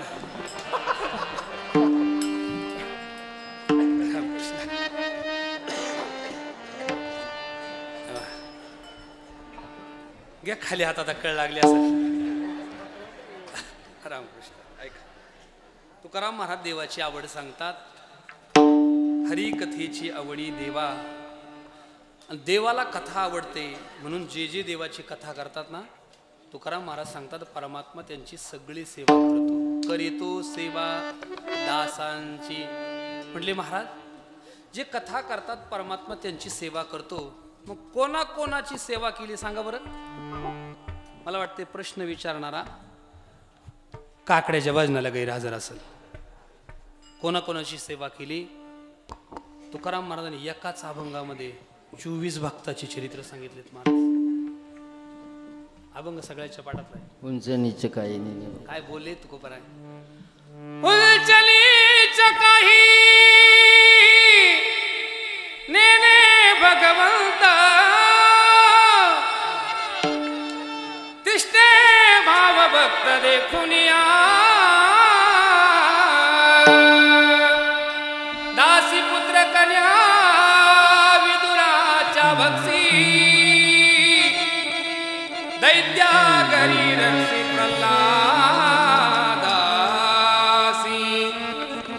चरम रंगू लागे रोहिदास संगे कबीराचे मागे सेनेबिनी सजन कसाया विपुला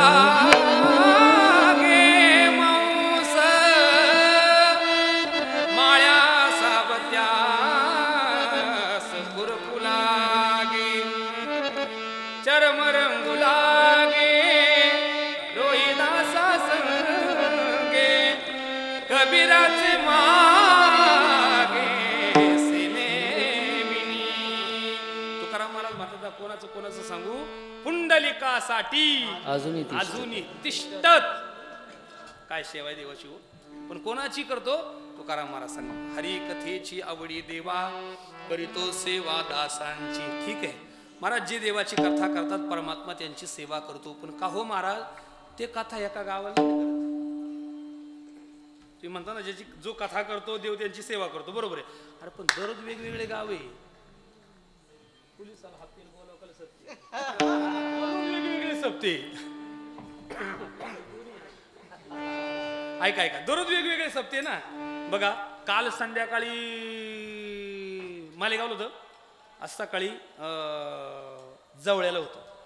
आज जवळ्याला आहे, सकाळी जवळ्याला होतं, आता निमजला आहे. म्हणजे दररोज वेगवेगळे सप्ते ना. दररोज सप्त्याला जातात, गावाला जातात. मग तुकाराम महाराज सांगतात हे जर गावाला गेले कथेला तर देव त्यांच्या मागेच जातो. मनोनी हिंडे मागे मागे मनोनी हिंडे मागे मागे मनोनी हिंडे मागे मागे मनोनी हिंडे मागे मागे मनोनी हिंडे मागे मागे मनोनी हिंडे मागे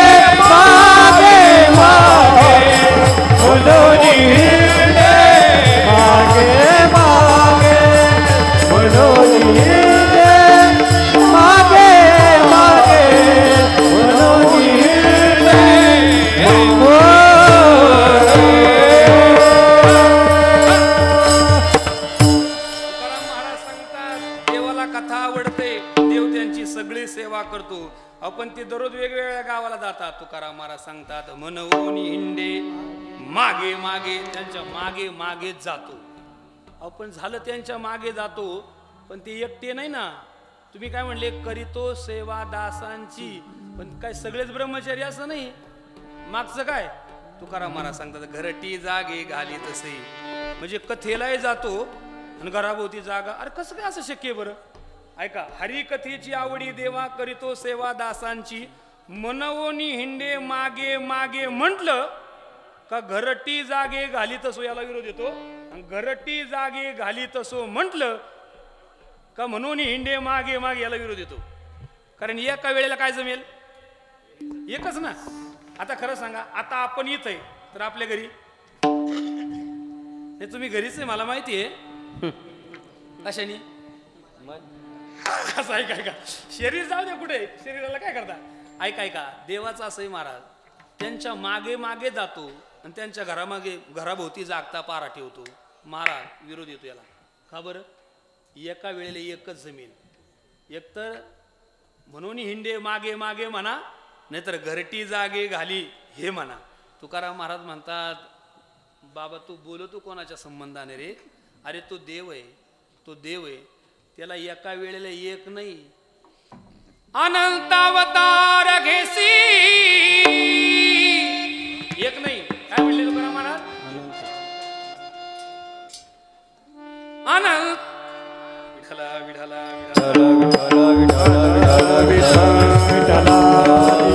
अनंत अवतार घेसी भक्ता कारणी. एक नाही, त्याला एका वेळेला किती अवतार घेता येतात? अनंत. म्हणजे ज्याला अनंत अवतार घेता येतात त्याला दोन नाही घेता येणार. काय म्हणतं तुमचं? मग तुकाराम महाराज सांगतात एका रूपामध्ये म्हणून हिंडे धावे मागे मागे, त्यांच्या मागे मागे जातो. आणि एका रूपामध्ये घरटी जागे घाली तसे. का हो महाराज? त्यांच्या घराभोवती जागता पारा ठेवायची त्याला काय गरज पडते बरं? गरज पडते एवढं एक दृष्टांत सांगतो, सेवेला पूर्ण विराम देतो. चालेल का करायचं जे विठ्ठल? सांगतो हा, सांगू ना? पूर्ण का? मावत्या मावल्या म्हणतील मूड द्या, हे उरकून घ्यायला लांबी तू एवढी सांगता. ऐका तुमच्या कामाचं सांगतो. जागता पारा ठेवतो महाराज घराच्या भोवती. ऐका काय झालं, तुकाराम महाराजांचे सासरे आप्पाजी गुळवे, ऐका, त्यांनी आपल्या जावयाला आणि आपल्या मुलीला, आपल्याकडे तुमच्याकडे एखादी गाय म्हैस शेळी देतात का मुलीला? देतात. त्याला काय शब्द तुमच्याकडे? त्याला साधा शास्त्रीय शब्द आनंदन आहे, पण आपल्याकडे आनंदच म्हणतात. आनंद देणं म्हणतात. देतात ना? मग गाय देतात, म्हैस देतात, शेळी देतात. पण खरं सांगा कोणती देतात बरं? हा गावठी देतात, पण कोणती? जी दूध देत नाही, दूध देत नाही, बहुतेक अशीच देत. पण ते आप्पाजी गुळव्यांनी चांगली म्हैस दिली होती महाराज, दूध देणारी, चांगली 4-5 लिटर दूध देणारी म्हैस आपल्या जावयाला आणि मुलीला अंदन म्हणून दिली. आता ही म्हैस गोठ्यात बांधलेली होती, जिजाबाई घरात झोपलेली होती आणि तुकाराम महाराज कीर्तनाला गेलेली होती. आणि ही काही चोरट्यांनी हेरलं. तुकाराम महाराज घरी नाहीये, गाई म्हैस गोठ्यात आहे आणि जिजाबाई घरात आहे. त्यांनी हेरलं महाराज दोघा जणांनी आणि बरोबर कीर्तन संपलं. म्हणजे इथलं काय का ते दोघ जण बरोबर गोठ्यात गेले. तुकाराम महाराज काय घरी नाही. त्यानं म्हैस सोडली. मोरखी होती म्हशीला, एकानं मोरखी धरली पुढं आणि एकदम मागून काठी घेतली, मागून दापू लागला. म्हैस गोठ्यातून सोडली, गावाच्या बाहेर निघाले. म्हैस घेऊन निघाले. देवाला चिंता पडली, जर आता म्हैस गेली तर तुकाराम महाराजांना काहीच वाटायचं नाही, पण जिजाबाई हा हा हा हा हा तुकाराम महाराज नाही, माझाच घाम काढील ती. बरं जिजाबाई भलती कडक होती. देवानं आमच्या वारकऱ्याच्या गळ्यातले कडक माल टाकलाय. हो हो काय सांगायचं महाराज, आता काय काही काहीचं बरं आहे, पण काही काहीचं लय अवघड आहे. एका आमचे मित्र आहे, आम्ही दोघं जण वारीला गेलो, वारीवरून आलो आणि नेमकं म्हणले महाराज आज कुठे? म्हणलं काय घरीच आहे. म्हणलं मग चला म्हणले आज मुक्काम करू. आपलं कसं आहे जोशाच्या घोड्यासारखं आहे, पिंडी टाकली का वळालं आणि पिंडी काढली का ढाळालं. आपलं काय तसंच आहे ना, आपल्याला काय कुठेही गेलं तरी मुक्कामच आहे की नाही. तो म्हटला मुक्काम करू. मग आम्ही त्याच्या घरी गेलो. पण त्याची बायको नेमकं बादली एका हातात मग चालली होती पुढं गाया धुवायला. गाडी येताना पाहिली महाराज, जागेवर थांबली, पदर कमरेला खोचला. आले का तुम्ही? मी तर निमाच पंचर झालो. 15 दिवस झाले गेले होते तिकडे, तिकडेच पाहिजे एखादी धर्मशाळा. धर्मशाळा काय अर्थ घेऊ, धर्मशाळा लय कडक. जिजाबाई म्हणजे अगदी कडक होती महाराज. देव म्हणले म्हैस गेली तर जिजाबाईला तुकाराम महाराजांना काही वाटायचं नाही, पण जिजाबाई मग महाराज देवाने असं एक अकराळ विकराळ पुरुषाचं रूप धारण केलं. अर्जुनाला विश्वरूप दाखवल्याच्या नंतर दुसरं त्या चोराला दाखवलं.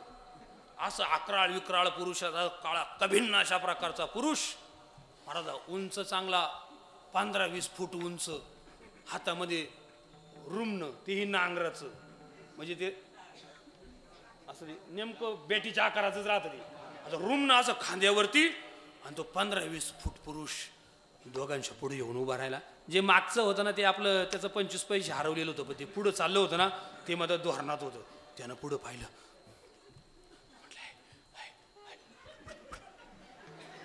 पुढं पुढं. तू म्हणलं काय पुढे झालं पुढं, मग तुला नाही दिसत. म्हटलं झालं पुढं, पुढं आपण इकडून जाऊ. म्हटलं बरं इकडून तर इकडून म्हैस वळवली त्याने. तो पुढचा चाललाय पुढं, परत तो मागचा दाखवू लागला. पुढे गेल्यावरती देव परत हातात खांद्यावर रुमणं. तू म्हटलंय पुढं पाय, तू एवढा घाबरला महाराज. तो म्हटला काय पुढं, तू पुढं जा पाय. आणि मग दोघांनी पुढं पाहिलं, दोघांचा श्वेतांबर पितांबर संगच. कळाला का नाही? मैपती महाराजांनी लिहिले बरं काही, म्हणजे दोन्ही धर्मदोत्रातच झाली. तू म्हटलंय पुढं पाय. देवानं सांगितलं जिथून म्हैस आणली तिथं नेऊन बांधा, नाही तर एकाचा 6 विराट कोहली सारखा सापडूनच द्यायचो ना परत. एकाचा 6 आणि एकाचा 4. म्हैस जिथून आणली तिथं नेऊन बांधा. महाराज हे दोघं असे घाबरले. म्हैस जिथून आणली होती तिथं नेऊन बांधली आणि म्हणले आता चल पळून. पळून नाही, देवानं सांगितलं ज्याची म्हैस चोरून आणली पहिले त्याचे पाय जाऊन धरा. तुकाराम महाराजांचं कीर्तन सुरू होतं मला. मग तुकाराम महाराजांचं कीर्तन म्हणजे असं 9 ते 11 नाही, एकदा सुरू झालं का रात्रभर चालायचं. हो असंच होतं खरं. तुकाराम महाराजांचं कीर्तन सुरू झालं म्हणजे वेळेची मर्यादा नव्हती. तुम्ही पहा ते नारायणगिरी महाराजांची कीर्तन, पूर्वीची कीर्तन, एकदा त्यांचं कीर्तन सुरू झालं ना 5-5 तास कीर्तन थांबत नव्हतं महाराज. लोक आपलं जेवण खाऊन यायचे बसायचे, पण त्यांचं कीर्तन सुरूच. तुम्ही ऐकलं असेल नारायणगिरी महाराजांची कीर्तन, ऐका. तर तुकाराम महाराजांचं कीर्तन रात्रभर चालायचं महाराज. महाराज हे धावत पळतच इतके घाबरलेले, धावत पळत गेले. तसं साष्टांग दंडवत तुकाराम महाराजांना घातला. श्री संताची माथा चरणावरी साष्टांग प्रणिपात केला. तुकाराम महाराजांनी पाहिलं, अरे कीर्तन सुरू होऊन तो बऱ्याच वेळ झालाय, मग हे तर आयते आले, एवढ्या उशीर आले कुठून?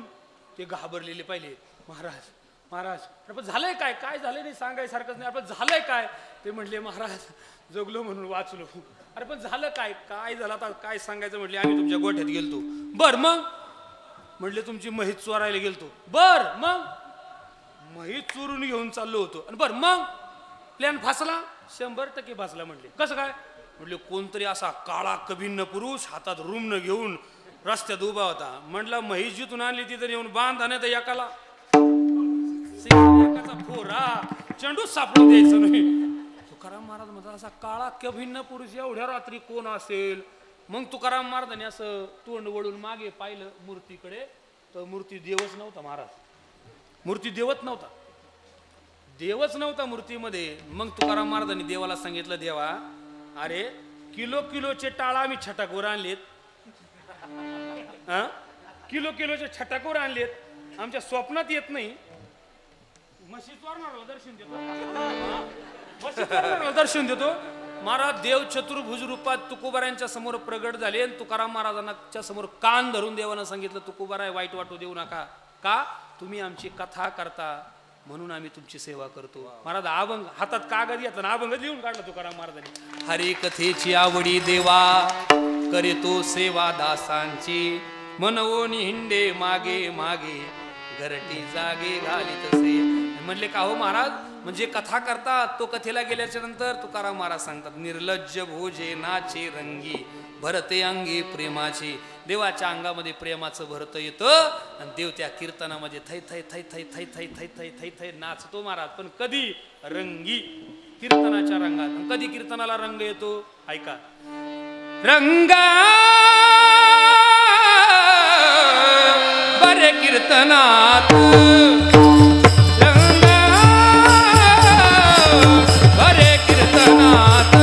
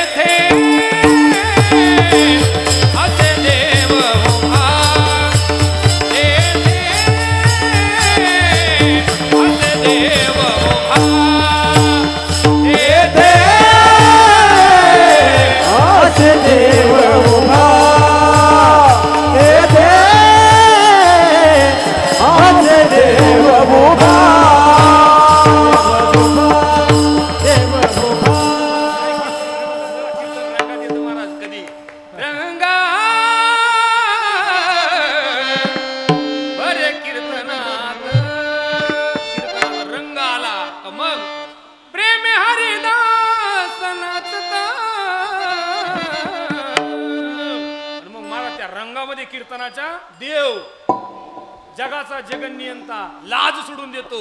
निर्लज्ज भोजे म्हणजे प्रेमाने, रंगी म्हणजे रंगात नाचतो. कशाच्या?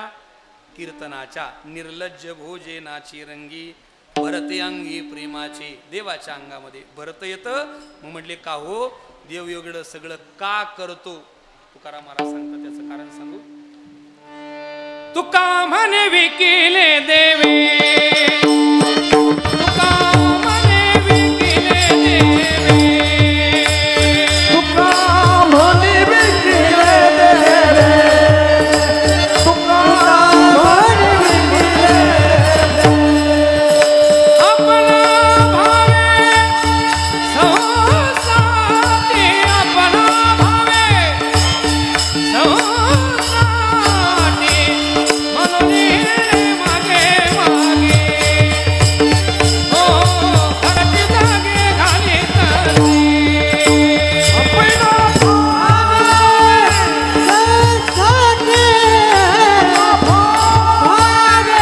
संसारी, म्हणून मागे मागे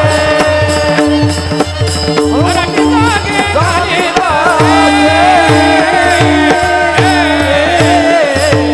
ज्ञानेश्वर ज्ञानराज मावळी. हरी ज्ञानेश्वर माऊली जय जय ज्ञानेश्वर माऊली, ज्ञानेश्वर माऊली जय जय ज्ञानेश्वर माऊली.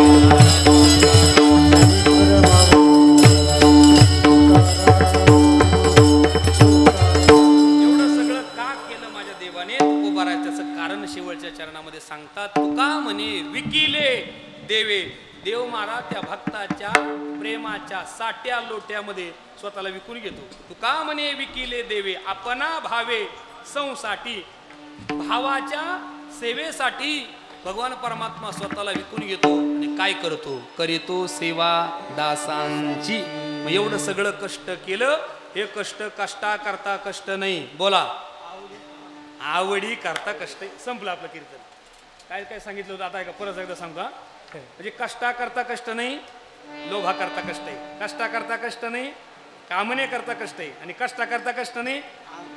परत वर्षाने सुद्धा तुम्ही असं कीर्तन परत मला सांगता असं सांगितलं. असं ध्यानात आलं पाहिजे कीर्तन. नाही तर मग काय सांगितलं आणि काय नाही. काय रात्री बाबांना कीर्तन केलं बा, कोणता अभंग घेतला होता, मग काय केलं तू, काय ऐकलं काय नेमकं बरं? ऐका ऐका, कीर्तन कळालं पाहिजे. सर्वसामान्याला सुद्धा कळालं पाहिजे महाराज. अगदी अवघड शब्द सोप्या भाषेमध्ये जगापर्यंत पोहोचले पाहिजे. आणि हीच वारकरी संप्रदायाची खरी ताकद आहे. हा, ही ताकद आहे महाराज. अतिशय गोड अशा प्रकारचा विचार तुकाराम महाराजांनी या अभंगाच्या माध्यमातून जगाच्या समोर ठेवलेला आहे. तोच भाव आपल्या समोर मांडण्याचा थोडासा प्रयत्न केलाय. प्रभू करो अभंगाचा आशय, अभंगाचा अर्थ, अभंगाचा भाव असाच असेल असं माझा अजिबात तसा आग्रही नाही आणि तसा माझा दावाही नाही. का बरं? हे सगळं ज्ञान आम्ही ज्यांच्या जवळ बसून संपादन केलं. स्वानंद सुनिवासी सद्गुरू जोग महाराज वारकरी शिक्षण संस्था योग्य असेल, बरोबर असेल, चांगलं असेल, हे सगळं त्यांचं आहे. आणि कदाचित बोलण्याच्या ओघामध्ये एखादा अपसिद्धांत गेला असेल, अनाधिकाराने एखादा शब्द गेलाही असेल, तो माझ्या वाणीचा आणि तो माझ्या बुद्धीचा दोष असेल, समजून सोडून द्या. पण जे काही योग्य बोललो असेल ते मात्र त्यांचं आहे. आपल्या संग्रही ठेवण्याचा प्रयत्न करा. प्रभू करो आपल्या या निमज गावामध्ये गेले अनेक वर्षापासून या गोकुळाष्टमीच्या या पवित्र महापर्वावरती या श्रावण महिन्यामध्ये आपल्या मारुती यांच्या पवित्र प्रांगणामध्ये आपल्या गावाचं ग्रामदैवत प्रतिवर्षाप्रमाणे हा अखंड हरिनाम सप्ताह या ठिकाणी संपन्न केला जातो. आणि मोठ्या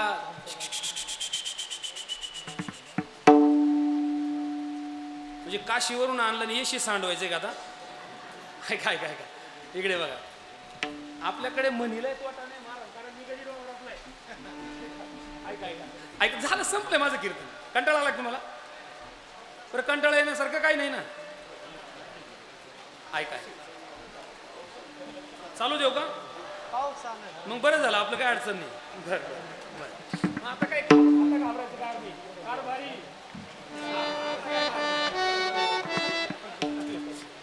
सहकारी चांगले आपले बरं का. ऐका, अतिशय सुंदर, अतिशय गोड देखणं अशा प्रकारचा उत्सव आपल्या गावामध्ये संपन्न होत असताना खरं तर जाता जाता आपल्या सगळ्यांना एक म्हणजे अंतःकरणातली खंत, आम्ही दररोज फिरतो महाराज. अलीकडच्या काळामध्ये गावगाव आपण पाहतो, परिस्थिती जर आपण पाहिली, थोडंसं बरे पारखुनी बांधा गाठी हो. आपले कान कोणाच्याही समोर गाण ठेवू नका. ज्याच्या समोर गेल्याच्या नंतर आपल्याला असं ऐकायला मिळेल की आपल्या कल्याणाचं असेल, आपल्या उद्धाराचं असेल, त्यांच्या सेवेचं असेल आणि त्यांच्या सेवेचा भाव तो आपल्या अंतःकरणामध्ये ओतला पाहिजे. कोणाचाही प्रभाव नाही पडत महाराज, कोणाच्याही समोर आपले कान. आता एक 7-8-10 दिवसापूर्वी गुरुवर्य जंगले शास्त्री त्यांची एक क्लिप व्हायरल झाली, तुम्ही पाहिली की नाही मला माहीत नाही. त्यांनी सांगितलं आपले कान कोणाच्या समोर गाण ठेवू नका. म्हणजे ज्याच्या जीवनामध्ये काहीतरी साधना आहे, ज्याच्या जीवनामध्ये काहीतरी तपश्चर्या आहे, ज्याच्या जीवनामध्ये काहीतरी निष्ठा आहे, अशाच्या समोर आपले कान गहाण ठेवले पाहिजे. ऐकलं पाहिजे असं हे खाली बोललेलं बरं. कारण हे लाईव्ह नसलं का मग असं बिंदास बोलता येतो. ते लाईव्ह असलं का लय अडचणी ते बोलताच येत नाही काय. मी हळ लावूनच आणत असतो. हो ना. पण आता जाऊ द्या रामकृष्णाने. पण आपण सगळी सांप्रदायिक मंडळी, आळंदी पंढरीची त्र्यंबकेश्वरची वारी करणारी आपण सगळे निष्ठावंत वारकरी, आणि आपण तरी हा विचार केला पाहिजे आणि करावा अशी सगळ्यांच्या चरणी विनम्र भावानं अपेक्षा व्यक्त करतो. अतिशय सुंदर, अतिशय गोड, अगदी दृष्ट लागावा, नजर लागावा अशा प्रकारचा उत्सव आपण सगळी मंडळी साजरा करतात. आपल्या सर्वांना मनापासून धन्यवाद देतो. खरं तर तुम्हाला सगळ्यांना धन्यवाद दिले पाहिजे. आम्ही गावगाव जातो ना महाराज, 9 ते 11चं कीर्तन जर असलं ना, लय पडझड, लय अवघड. भला मोठा मांडव, खाली 5च पांडव. लय अवघड, काय सांगायचं. हा, कीर्तनाची परिस्थिती अशी असते, हरी आणि मुकुंदान बुवा सकट उपस्थितीच्या मानानं 9 ते 11 असून सुद्धा एवढी उपस्थिती एकदा तुमच्याकरता जोरात टाळ्या वाजल्या. अगदी गोड मनापासून सर्वांना धन्यवाद देतो. गोड अशा प्रकारची सगळी टाळकरी मंडळी, आमची सगळी वारकरी मंडळी, गोड अशा प्रकारचे गुणीजन गायक वादक मंडळी, अतिशय सुंदर अशा प्रकारचे साथ संगत या कार्यक्रमाच्या निमित्तानं आहे. सर्व स्टेजवर असणारी उपस्थित टाळकरी मंडळी, गायक, चोपदार, विनेकरी, तुळशीवाले, सर्वांना धन्यवाद. गोड हा आवाज ज्यांनी आपल्यापर्यंत पोहोचवला ते स्पीकरवाले एकदा त्यांच्याकरता द्वारा टाळ्या वाजल्या. गोड या कार्यक्रमाचं लाईव्ह अशा प्रकारचं प्रक्षेपण ज्यांच्या माध्यमातून होतंय, मला वाटतंय काय ना, मला ज्ञानोबा माझा यूट्यूब चॅनल, एकदा खरं त्याच्याकरता जोरात टाळ्या वाजल्या पाहिजे. सुंदर अशा प्रकारचं लाईव्ह अशा प्रकारचं प्रक्षेपण करतोय, त्यालाही मनापासून धन्यवाद देतो. मोठ्या प्रमाणामध्ये आपण सगळी तरुण मंडळी या ठिकाणी कार्यक्रमाच्या निमित्तानं खरं तर उपस्थित आहेत. माझ्या माता माऊली ही बहुसंख्येनं उपस्थित आहेत. अगदी आयोजक नियोजक मंडळी सगळ्यांना धन्यवाद देतो, कारण सगळ्यांची नावं घेणं शक्य नाही. एखाद्याचं घेतलं तरी एखाद्याचं राहून जाईल. ज्याचं राहील तो म्हणेल तुमचं नामचं काय, माझं अडचण नको यायला. म्हणून आपल्या सगळ्या आयोजक नियोजक मंडळीला, अनेक ज्येष्ठ श्रेष्ठ मंडळी, राजकीय सामाजिक क्षेत्रातील, धार्मिक क्षेत्रातील अनेक मंडळी माझ्यासमोर उपस्थित आहेत. अनेक वारकरी मंडळी, जे आळंदी पंढरीची निष्ठेनं वारी करणारी अनेक मंडळी, की ज्यांच्या जीवनामध्ये ज्यांनी नर्मदेसारख्या कठोर अशा प्रकारच्या परिक्रमा केलेली मंडळी आज माझ्या समवेत इथं उपस्थित आहेत. मी आपल्या सर्वांना अगदी मनापासून धन्यवाद देतो आणि या ठिकाणी कीर्तन सेवेला पूर्ण विराम देतो. पण आता वेळ संपलेली, भाजी तयार झाली, आता वरून पाणी टाकून काही उपयोग नाही. असं आहे, वेळ झालेली. सर्वांच्या चरणी पुनश्च एकदा अभिवादन करतो. आता पाऊस झालाय, तुम्हाला काय जाता यायचं नाही.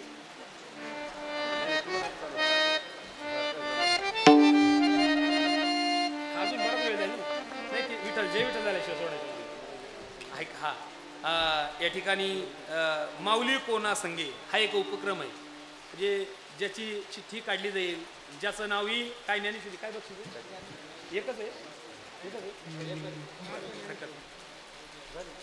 हा दररोज एक ज्ञानेश्वरी माऊली कोणाबरोबर. पण नुसतं माऊली घरात नेऊ नका, ज्ञानेश्वरी आपल्या घरी गेल्याच्या नंतर त्या ज्ञानेश्वरीचं काय केलं पाहिजे, नित्यानं पारायण केलं पाहिजे. आणि जे भाग्यवान आहे महाराज, ज्याच्याकडे ज्ञानेश्वरी जाईल, ज्याच्या घरी जाईल, माऊली तुमच्या घरी येणार आहे हा भाव आहे देणाऱ्याचा. ऐकताय ना, माऊली तुमच्या घरी येणार आहे.